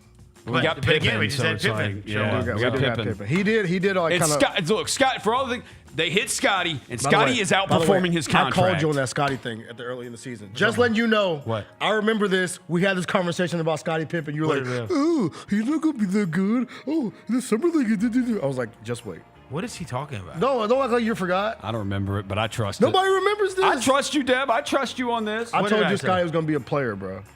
You were like, "Oh, he's too little."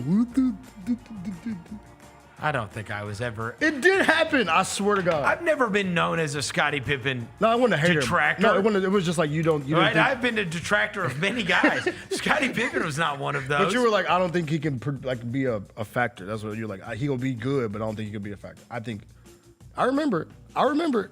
I think my point was, I remember it. which I think I would stand by, is it good enough when you inevitably lose John Morant for a long amount of time? The Scottie Pippen thing? Mm-hmm. Yeah. But hey, my guy showed he'll put his head Okay, by the way, head in the fire. by the way, we still never beat anybody. Stop talking about how good everybody is. I called one person. or how- One person. I got it. I said one It still person. wasn't good It's enough. one player. It still wasn't good enough to win. I said one player, And, bro. it didn't, and we played two different offenses too. We still couldn't beat And anybody. it still wasn't good It doesn't enough. matter Scott, what offense you SBJ, play, we couldn't beat man. anybody good. SBJ hooped this year, bro. He did. And I'm a fan. I'm just saying. I just wanted. It's still not good enough. You're right. It's not good enough. I just had to let you know. My guy's got it. It's still not good enough. Yeah. Like, save me on how good everybody is. Yeah. We're 1-19 in 20 games. Where's anybody good? That is so. Like what? let me So have are the Wizards. Let me have my one point. I think the Wizards might have more wins against good teams. They might. With Marcus Smart playing more games for them. Stop. My bad. All right, let's take a break. We'll come back. We'll knock out the last 5. Chris Vernon, shot. The new issue of Slam, the cover dropped, and it is our friend Jaren Jackson Jr. on the cover. And shout out to you, Lane. Yeah. You kept. Well, I mean, we knew about it, but you kept this a secret the whole time. So shout out to you for I wrote putting this story. together. We did the photo shoot a couple weeks ago here on a Sunday afternoon in the practice court. The Sneak Fest show, live Tuesdays at 2 p.m. on Grind City Media on X, YouTube, and the official Grind City Media mobile app. We touched on this earlier, the panel here, about what really has been the mainstay of the Grizzlies, and that's Jaren Jackson Jr. Trip has just been awesome. He's posting guys up. He's stronger than he's ever been. He's physical, and he's scoring all type of ways. Hey, Grizzlies fans, be sure to tune in to Grizz Beat, where the panel and I break down all things Grizzlies and take a look at the rest of the NBA as well. The show is live every Wednesday, 2 p.m. on YouTube at Grind City Media and the official Grind City Media app. All you American wrestling fans out there, watching this international road to WrestleMania should be a wake-up call. Turn up at these shows.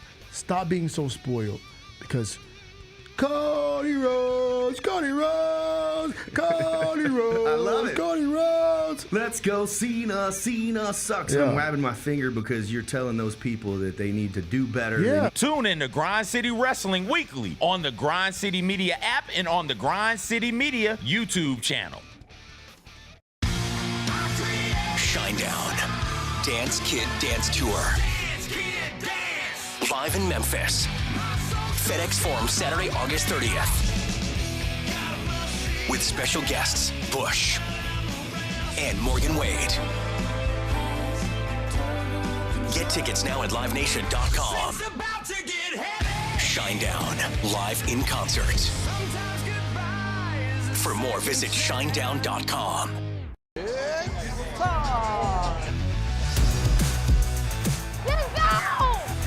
Bane tries. Oh yeah. Close. He hits and the Grizzlies have the lead. Yeah! Jaren with a knockaway. Good defense. Durant attacking, spinning, hanging, and hitting. Let's go.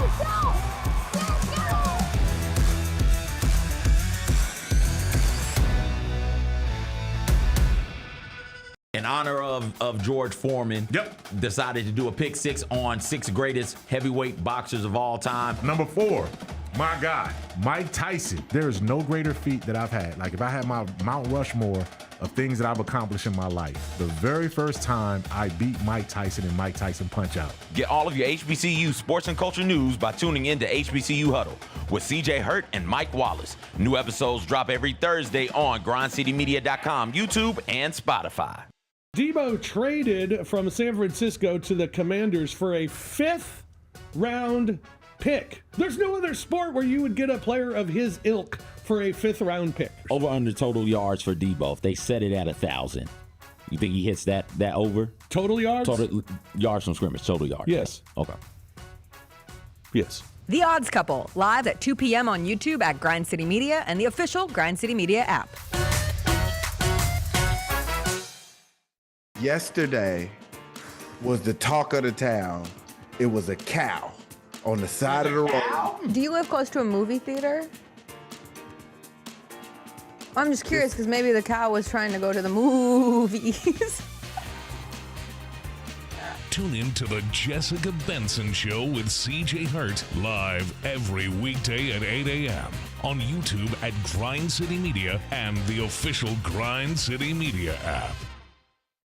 Kroger shoppers and Grizz fans. One exclusive last-minute discounted ticket deals texted straight to you during the Grizzlies 2024-2025 season. Sign up with the new Kroger Buzzer Beater deal. Fans can sign up by texting Grizz to 636-479 or visit your local Kroger store in the Delta Division and scan the QR code. By signing up, you agree to receive recurring automated promotional and personalized marketing text messages from the Memphis Grizzlies. Consent is not a condition of any purchase. Message frequency varies. Message and data rates may apply. Creed. By overwhelming demand, the Summer of '99 tour returns. July 27th, FedEx Forum. With special guests 3 doors down. And Mammoth WVH.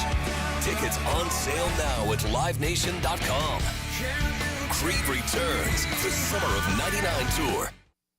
Welcome back to the Chris Vernon Show on YouTube at Grind City Media and the official Grind City Media app. Now, back to your host, Chris On one morning Vernon. bright and clear, my old folks and I drew near, just a village down in sunny Tennessee. I'd been speeding on that train that would bring me back again to that girl I left in sunny Tennessee. I could hear those voices singing as she bid farewell to me. Far across the fields of cotton, my old homestead I could see as the moon rose in its glory. All right, we're back. Chris Vernon Show. All right, let's knock out these last 5. Number 6, what'd you watch? You got anything that was not NBA or NFL draft related? Yes. You guys watch anything? Yeah, I got caught up. It was like a double dip. Law & Order and Law & Order SVU. Last week they combined together. For what? Just like a dual episode. Okay. And it had to do with like a past episode where Olivia saved a young little girl. Turns out this young little girl grew up and she became a detective. Oh. In the NYPD. And she got murdered. Oh, no. And so now Olivia's she doesn't like this. And so now they got to find the killer. That's tough. Good. Yeah. You love Oh, it. great. Yeah, great. I think they're doing it again this week, too. Thursday I'm going night. to see Sinners on Tuesday because I had a long weekend. I need to see that. But I did watch. I discovered on Peacock this weekend this Lost season 3 of Flavor of Love. You know that existed? No. I know season 1 and 2 And? existed. Oh, it's so bad. It's bad. But it's so good. Is it entertaining? I think it's very entertaining. But I think this is what I realized watching that show. We have lost the plot in the world we live in, Verno, of like having regular looking people on these shows. Like, you know, you watch these shows now. Oh, like yeah. Insta models. Oh, it's all perfect fake. face. Yeah, they're all perfect fake. booty. It used to be we would put regular people. Regular people, 250 pounders. You know what I'm Yes. saying? Let's see some cellulite. Some cellulite, gap tooths. You know what I'm saying? Yep. Give me some real life people. And I think that's why we connected with Flavor of Love. Because they were all okay. chasing the raisin, right? Yes. And they were like regular people. Regular folks. and it made me we didn't realize- feel like it was just made for TV. It wasn't just made for TV. Yeah. It was real life, like regular people. So that's what I realized. But shout out to Flavor of Love season 3. I'm probably like 4 episodes in.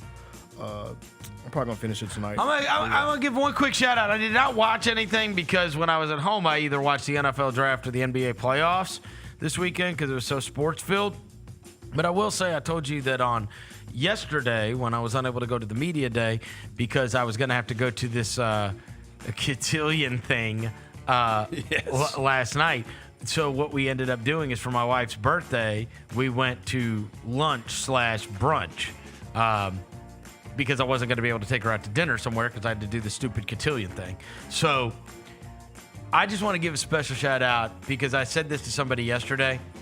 I think now, and I don't think I've ever mentioned this on the show. I have no reason to. I don't know who owns it. I don't know the people or anything. So it's not like a friend of mine. A lot of these restaurants, I grew up with a lot of the guys that own a lot of the restaurants. You know, I'm buddies with Kelly English. I'm buddies with Andy and Mikey from Andrew Michael, Ryan Trim, all these guys, chefs around town.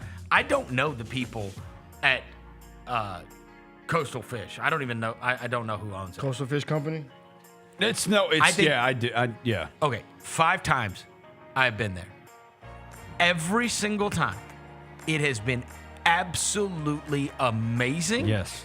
Okay. And the service has been absolutely amazing. I mean, it's 5 for 5 now, bro. Yeah. Every time I've been, and it's expensive, but I leave there and go, this is the, like, I told my wife yesterday, I said, this is the one that's worth it. Like, there's never a time where we walk out here and like, I might have spent a bunch of money, but it's been worth it every time. And we went so I'd never been there for lunch. Yeah. We sat outside on the lake, in the patio that overlooks at Shelby Farms.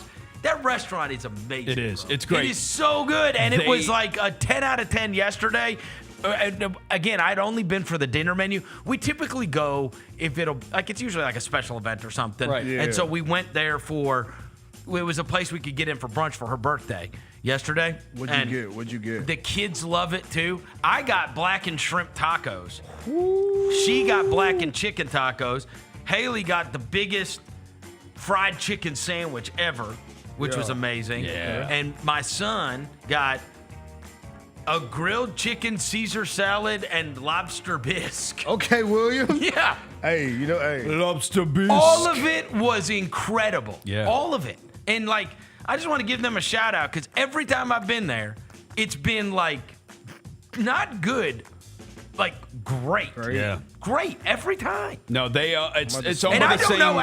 I don't know who owns that. I don't know anybody so here. the I don't know people- anybody. Like, it's not like I have friends there. No, it's owned by the same people. They own Flight. Yeah. Yep. They own Southern Social. They own Porch and Parlor in Overton Square, Gotcha. which Porch is and Parlor is also Porch and fire. Parlor is freaking awesome too. Yeah. No, everything they own in the city is great that they do. Dude, that place is every so restaurant. good every time. So I mean, it's always cool when like a birthday goes well too, Yeah, right? for sure. Like you Yes. always want that to be.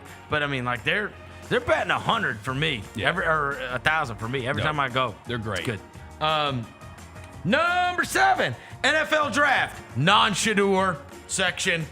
We'll get to the Shedeur section. Shedeur section. Yeah. All right. So obviously we talked about day number 1 after it took place on Thursday night, and then we came back here on Friday to talk about it. So we got through most of those. On the non-Shedeur front, I will say that like everything that was going on regarding the non-Shedeur element ended up dealing with Shedeur because as you were watching them come off, like that Tyler Shuck getting drafted by the Saints from Louisville was like, that's the one that like set everybody off. Like, dude, Saints fans wanted to crash out, like, bro. dude, what is going on here, right? He can't move. The thing that Like 30 years old.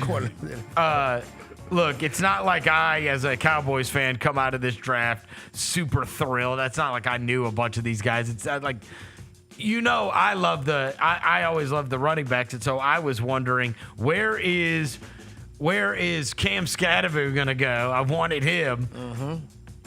And you guys know this. I swear to God, I talk about at least one player every single year that then gets drafted in my division. Yep. Oh yeah, it happened with Tigers all There's the time. somebody Kenny Gainwell, I them. love that Yeah. gets drafted in the division every year. And I'm like, no, why? Why? Like, can't he just be on, like, some AFC team? Or Yeah. can't he just be somewhere else? So the Skadaboo thing obviously was one I was keeping an eye on. Beyond the Tyler Shuck thing, like Jalen Milroe going off the board when he did. Dylan Gabriel. And Dylan Gabriel going off the board when he did. I mean, the whole thing, though you wanted to focus on the rest of what was going on in the draft, the whole thing just became this whole, when is this guy going to go? And then with every single pick that was being made, and then, of course, the Cowboys didn't have a 4th-round pick, so I want a running back. And then I'm watching as it gets into the 4th round, and at the very top of the 4th round, you have a running back from Virginia Tech. Then you have Cam Skadaboo from Arizona State. Then you have Trevor Etienne from Georgia. Then you have Jarquez Hunter from Auburn. Then you have it's just going on, and I'm like, Seriously? Like, this is going to happen again? They ended up getting Jaden Blue from Texas. That's the fast dude, isn't it? It is. He's a fast guy. fast. And I watched a bunch of his highlights. That was fun. Look, the big story to me was, as you're watching it play out, it's like this SEC thing is just crazy. Oh, bro. It's like every player. It's like, if it's not every player, it's every other player from the SEC. That in There's Ohio only- State. That in Ohio State. Yes. Yeah. Who had like 15 guys drafted or something. I mean, good grief. Yeah. And what's crazy is, and then it took forever for their quarterback to be drafted. Both running backs, the receivers, the whole thing. And then it's like linemen. And then like you see, and then there's some of these teams that like they draft a player and you're like, yep. And that's what I was talking about with the Grizzlies. You want the Grizzlies, and I know, look, I can have my disagreements. They say, look, we know what Memphis wants, and that's why we drafted guys like Jalen Wells, right? Like, there has to be a type of guy that you want. Bro, when that friggin' white linebacker from Ohio State went to the Steelers, it's like, of course. Of course it is. Fit. Oh, by the way, you know who I was talking to about that when it happened? Because he, oddly enough, is a huge Bengals fan. I was walking into the arena for Game 4 back to my seats, and I run into the big boss here, Jason Wexler. His son was in town, Jonah Wexler, who now works with Louisville because he was at Charleston with Pat Kelsey and is now at Louisville with him. And Jonah brought Pat Kelsey. Oh. And I met him. Oh, that's dope. And you want to talk about a presence. Really? Oh, my God. You can see why he flipped it around in a year kind of The thing. second I I see him and I'm like, oh, hey. Yeah. Introduce me. Hey, how you doing? Pat Kelsey. You know what I mean? Like, I mean, I'm talking. Yeah. This dude is muscle bound. Yeah. Looks you straight in the eye the whole time you're talking to him. Yeah. Whole time you're talking to him. And I was like, hey, man, it's awesome to meet you. I was like, I'm a big fan. He's like, I'm a big fan of yours. I mean, he's like one of those, like, and you're like, okay. You can see why he flipped it around so quick. This guy is a friggin' force of nature. Yeah. Like, you know, you meet these kind of guys, and they're like, you meet them, and they're then, turned on all the time. Yeah. Like that switch is and like flipped. You could tell. and like he could shake the hands, he could kiss the babies, he could have you like a motivational speaker / politician / basketball coach, like just like you know, some guys, they got this presence, like, man, you got it together, bro. Yeah. This dude is, you know what I mean? Like, this dude knows exactly what he's about, what he wants, what he, you know what I mean? Like, he is the kind of guy that you look at and you're like, damn, this dude is impressive as hell. Like I said, you can see why he went from Winthrop to Charleston, and now he got Louisville back cracking. Yeah. You can see it. You can see why. Okay, so people always say that I look way younger than I am. I will say, I went home and Googled him, and I'm like, bro, he's older than me. Yeah, he's 49, bro. You meet him, I'm like, bro, I need his energy. I don't know if this dude's on testosterone or what, but I'm like, he is. Bro, he does look kind of young. I ain't gonna hold you, bro. Right? He look like he good like 32, 33. I did not think that this dude was 49 years What old. do you- What is he 49. eating, bro? He eating like, I don't know. He eat clean or something? Yeah, probably. He gotta eat, Farmers market vibes. bro, for sure. And my God, he does. I'm telling you, I'm telling you. He is like. No, he had on one of those like thin. And my guy got a. like thin like athleisure hoodies. Yeah. So I mean, I'm like, bro, are you jacked or what? And my guy got the little. He got the sleeve, almost a half sleeve tattoo. I'm like, hold on. Hey. Let me find out. Like you can see his biceps poking out of this shirt. Like, you know what I mean? I'm like, what? I didn't know this. Like, you know what I mean? You see him in a suit or whatever, right? Oh, he was mega impressive, dude. Shout out Pat Kelsey. Mega man. impressive. Get him on the show, bro. I need to, right? Come just chop it up I with need us. to. It's his first time in Memphis. He had never been to a Grizzly game before. That was the one he came Game to? 4, yeah. Well, I mean, it ended up being a good game. Yeah. Right? But yeah. And also, obviously, look, he took Jonah, who's Wexler's son, who was at Charleston, worked really hard as a manager and then worked his way up on the basketball side of things with basketball ops with Charleston. They had all that success. And then Pat Kelsey's like, yo, I want you to come with me to Louisville. So he's there now with him. But yeah, that's the first time I'd ever run across Pat Kelsey, and I was like, And, oh like, my God. First impression is everything. Dude, you want to talk? Mega impressive. I was like, okay, I get it. I get it. I get it. Yep. Like, this is the kind of guy that, like, you just, I don't know. I've been around a lot of college coaches, too. They ain't all like that. Yeah. They have a lot of human beings that aren't like that. That dude is, especially he's on a different level. Yeah. Right? Good shot. This is the same guy that said, my kids are healthy, my wife is hot, and I got a pretty good life. Right? Yeah. That sounds like right? that kind of guy, man. So anyways, yeah, I was actually talking to him because he's a what's it called? He's a Bengals fan, he said. Okay. Yeah. I don't know how that all happened, but anyway, he's a Bengals fan. NFL draft, look, the whole thing was just overwhelmed by the Shedeur thing, which leads me to number 8, Free my Shedeur. dog, man. Like, free my dog. Dude. Free my dog. The Mel Kiper meltdowns. Bruh. Dr. Umar appreciated that. How bro. mad did he get? He was He's mad. like, for 50 years, they don't know how to evaluate quarterbacks. And it's like, well, like some of them do. He was like, you know what I mean? Yeah, right. He was red as a tomato, bro, when he was yelling, bro. I was like, Mel, calm down, bro. It's okay. Dude. I'm He mad too. crashed out over Shedeur because he had him so high. And honestly, like everybody had him so high. And then, then you have like all of the discourse surrounding it, where it was like this, Stephen A. Smith calling it collusion. Then you have other people saying, hey, the tape's not that great. Then you have other people saying, hey, his interviews were horrible. He acted like a prick. Or, hey, he only played for his dad. Or, hey, yeah, can you imagine that the team doesn't want the cameras in their backup quarterback's locker all the time as he drives a Lamborghini and has a Richard Mille on his wrist? The discourse ended up becoming like so hilarious because it's like, in the end, it's one of those deals where it's like, the best explanation was the one where, and again, this is where we can have an honest conversation about, they might be wrong about this, right? Yeah. He might be a starting caliber quarterback in the NFL. But the best discourse I heard was actually, and I think it was on NFL Network Saturday morning, and they were like, this is where we're at. At this point in the draft, this is not where you draft starters typically. You're drafting backups. That doesn't mean you can't end up outperforming everybody and become a starter, right?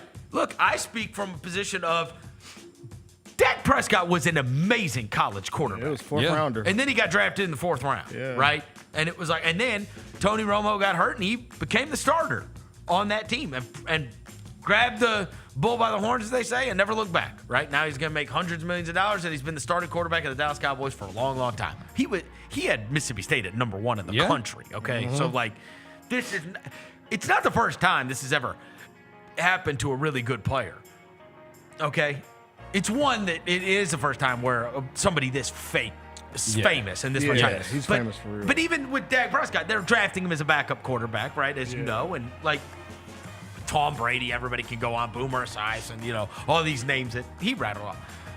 The best discourse I heard was, at this point, you were drafting him as a backup. Now, again, if you want to say that's stupid, Shedeur Sanders should be a starting quarterback in the NFL. Why'd you draft Dylan Gabriel? I can listen to that, right? No. But if you want to say that he should be, right? You should be drafting him as a starter. He is that good, and this is stupid. I got it. If you accept that they're drafting a backup, at that point, I do think all the other stuff hurts you, right? I'm the culture changer. I'm the guy. right? Like, I think that level of fame hurts you at that point. If you're the starter and you're the guy and you're like, right? You're the guy. But if you are the backup and now this is like hanging over, it just is going to. It just is, right? It would be like if you, right? Like, because you don't want the locker room, the quotes being from your backup quarterback all the time and people like this being the story all the time about your organization, right? And so that's where I think, I think the fame can hurt you in that sense. The confidence too. People don't like dudes being as confident as he is. a young black dude being confident and just like I'm not just gonna be like, okay, cool. Like I gotta talk about this. There was a tweet going around. You see this tweet going around about Cam Ward? But here's the thing. He was just. This is what I'll say. I think people have, and we can have a discussion about this. Yeah. I think people have conflated the whole they don't like somebody brash confidence that knows their worth. Because I hear this a lot. Yeah. Right? And a young African American man that has all of those qualities, whatever. For sure. Right? In the end, if you are talented enough and they think you are great, there is nobody more brash and in your face and all of that than his father. 100%. It never stopped him from getting every job. People would go crazy to have Deion Sanders on their team. It never stopped. Like, all these receivers, they're over the top. Yeah. Right?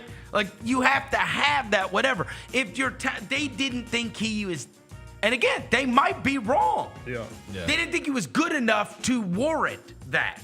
If you're good enough, you can act any kind of way you want to. That's the truth. That's the truth. Deion was like this coming out of college, and he went For sure. I just think fifth in the draft. The NFL was like, yo, we're gonna humble this dude. Like that's what I'm saying. We're gonna try to bring him down a notch.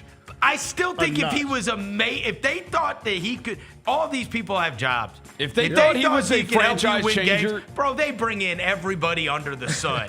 and the other thing he might be. The other thing that people can't get past is that Brady passed on him 8 times. He did. And that's his mentor. Yeah. Yeah, that's his mentor. Tom Brady passed on the guy 8 times. So it's hard to square that. Yeah. Why? Hey. Because you can't say he was turned off by it. Because he loves the kid. By all accounts. Yeah. By all accounts, he loves the kid. And it's not like they're set for life for quarterback. They got Geno Smith. Come on. If you thought this kid was going to be a great NFL quarterback, you would just pick him. With one of the 8? Because you know him better than a lot of people. You know him better than anybody. Yeah, for sure. So that's the hard one to get past. Yeah. No, Look, and that Browns room, if you can't beat out that group of bums, then you're not good enough. He's Come on. He might be. He might be. Come on, also. Joe Flacco. Dylan Gabriel. Kenny Pickett. Yeah, it's a bunch Bro, of if he's good, he's going to beat out all those guys. Yeah, Dude, right now, you can get Flacco to be their week 1 starter at 12-1. I would 100% take that. I think Flacco will start for them. He's like 40, though, Roser. I think he's going to start, even though. if he starts like a couple weeks, I think he'll. If Shedeur Sanders plays awesome in the rookie mini camp and then training camp, like, you're just going to go ahead and give him the keys. Yeah. Come on. I think that this whole situation it will create like a little chip.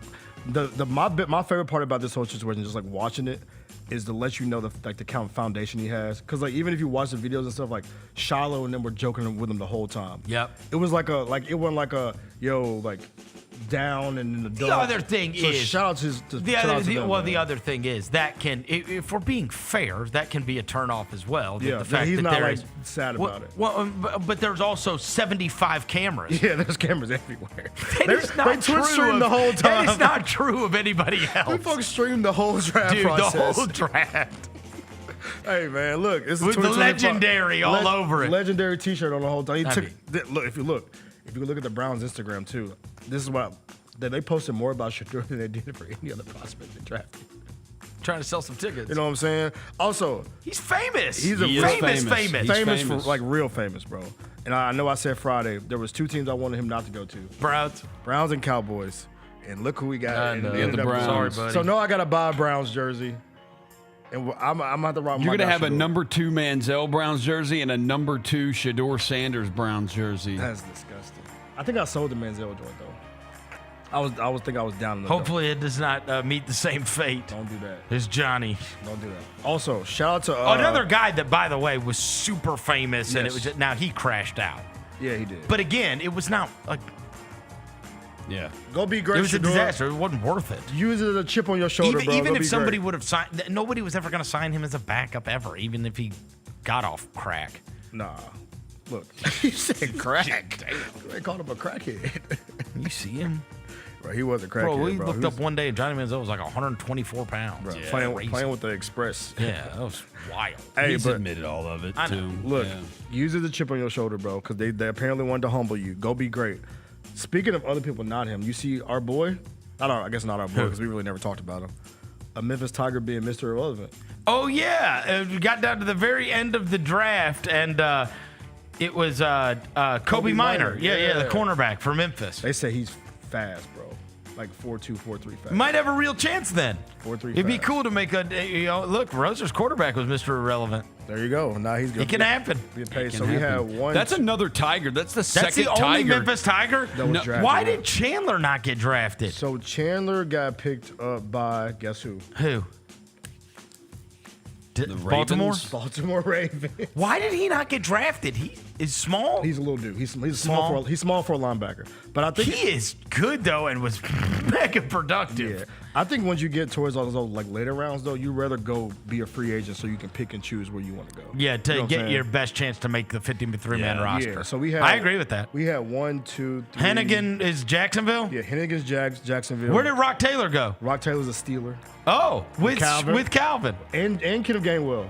Well, and there's that Memphis connect with Tomlin. Wait, what's his Memphis connection? Mike Tomlin coached at Memphis. He did? Yes. He was at Arkansas State. Shout out Mike Tomlin, Randy man. Fietner, who was my buddy that was here, that was the offensive coordinator during the Tommy West years? Yeah. Yeah. That's how they all got matched up together. Oh, for real? And it was Arkansas State and then and Memphis. But, yeah, Mike Tomlin coached here Shout out Mike in Memphis Tomlin, years man. and years ago. What was the role? Hold on. 1996, graduate assistant. There you go, GA. And then Arkansas State. That's where he was with 97. Fietner and them. Yeah, 97. And then Fietner ended up becoming his offensive coordinator and quarterbacks coach in Baltimore. In Pittsburgh. Wow. Okay. Yeah. Okay. He started his one of his first jobs. So he was looking here out- in Memphis. he looking Mike out for- Tomlin was a Memphis Tigers coach. Shout out, man. GA. Fun fact of the day, y'all. Mike There you Tomlin go. was a Tiger, so he looked out for another Tiger. There you go. Rock Taylor's a Steeler. Demir Blankenship, the receiver who tore his. Yeah. He's a Steeler too. Oh. No, he's not Steeler. He's a Patriot. Okay. Chandler Martin's a Raven. Kobe Minor's a Patriot. Seth Hennigod, I Jaguar. bet at least 3 or 4 of those become NFL players. Yeah, for sure. I do. Kobe Minor is the second Tigers player to be Mr. Irrelevant. Wow. Oh, I know the other one. No, I got the other one. you know it. I got it. He went to Southland High School. Yeah, he did. Damn it. It was a Texan. Come on. He was a Texan. He was. God, what's that man's name? He was. He was drafted by I the know it. Texans in 2014, It's on and the he tip of my did go to tongue, bro. Southwind. He had 3 career tackles and 1 career pass deflections in 4 games in his NFL career. Went to Southland High School. Give me his initials. Good initials. LB. Lonnie. Lonnie Ballantyne. Lonnie There Ballantyne. we go. Let's Lonnie go. Ballantyne is the I remember other Lonnie. win. Yeah, shout out Lonnie, Yeah. man. But yeah, we got Seth Hennigod with the Jaguars. And Davion Ross was another super speed guy with the Titans. The Mr. Irrelevant who has played the most games in his NFL career. In 2009, Mr. Irrelevant was kicker Ryan Suckup, who played 216 career games. That's the Ryan most career games ever played Suckup. by a Mr. Irrelevant. Wow. Yeah. South Carolina? Yeah. And the only... Was it? Yeah, South Carolina, yeah. Only 4 Mr. Irrelevants have played 100 games or more in the NFL. Only Hey, 4 of them have. go Well, be Purdy great. hasn't played 100 yet, has He's he? only played 25, yeah. Oh, wow. Ryan Suckup, Jim Finn, Marty Moore, and where's the other one? Jacques McKinnon in 1961 was Mr. Irrelevant, drafted by the way, they Eagles. tweeted. It is kind of crazy when you think about it, when it's like that, the whole, Mr. Irrelevant, and like you gave the numbers as to how much he's played. It is kind of crazy to think, right? So you've got 53-man rosters. There's 32 teams in the NFL.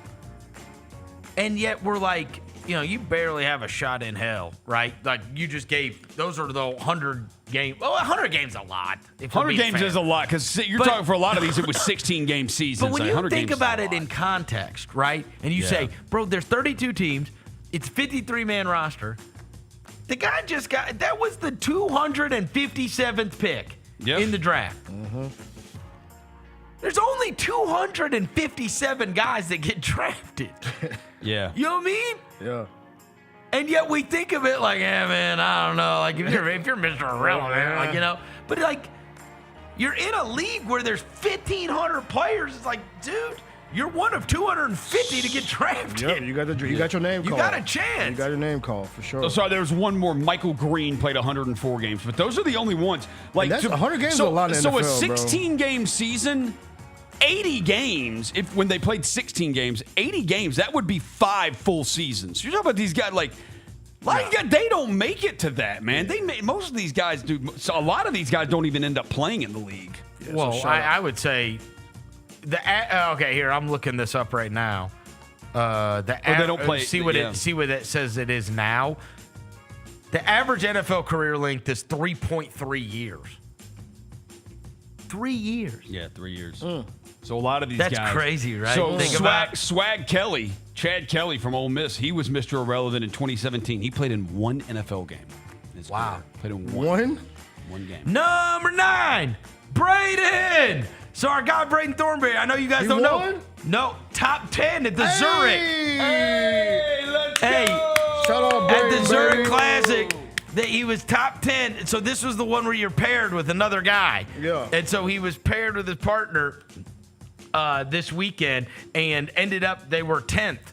And so the big thing is that it ends up giving him, he's got points now, right? You got to be in the top 70 in points to be able to make it to the championships, including playing in Memphis, where obviously that's the goal. Like that would be the best thing for him, is to be able to make that. But he then got some points. So right now, after he got the points from yesterday, he now has, I think it's,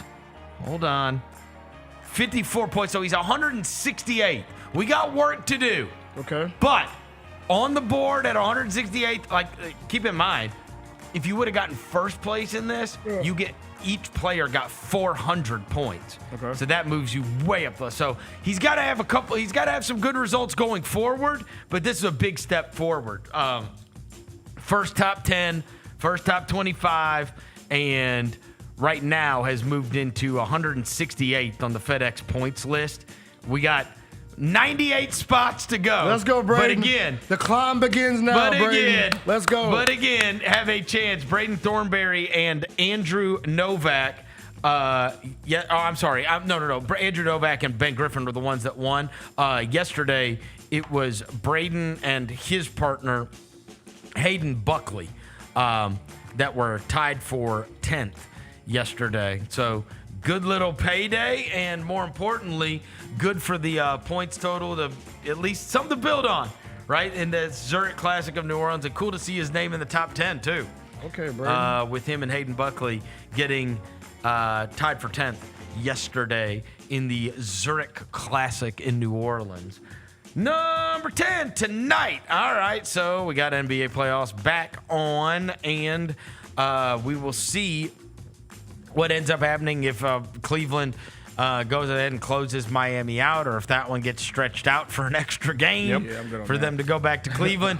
But at 9 o'clock, we've got Houston Golden State, which is great. That's the big unbelievable game. And you said Jimmy's going to play? Just said Jimmy game 4, yeah. Okay. It's either going to be Golden State going up 3-1, or Golden State and Houston tied 2-2 after this. Oh, man, I can't wait. And if you need something to watch up until, because that game's, 8:30, right? Mm-hmm. And I know Heat Cavs is going to be whatever. If you want to watch the fallout of the new evolution being created on Raw, Braun Breaker, Paul Heyman, and Seth Rollins are now the new faction. Want to watch the fallout for that? Leading up to Rockets Warriors, that'll be on too. All right, especially if Cavs Heat gets bad. Yeah. I might not even watch that off the dribble, bro. I'm sorry. Cavs Heat, you're done with it? Yeah, I'm done. It's 3-0, bro. Golden State Houston something to super look forward to. I'm locked in on that one for sure. Because that goes 2-2. Now we get a game 5 in Houston. I mean, that could be great. Yeah. Could be absolutely great. We're locked in. Your boy Logan Paul's going to be on Raw too, so you want to see him? He is? Yeah, he's supposed to be there tonight. There you go. Yeah, bro. It's going to do it for today's show. Thanks to Devin Walker. Thanks to John Rosa across the glass. Thanks to Jacob back in the studio. We will be back tomorrow. Until then, we gone.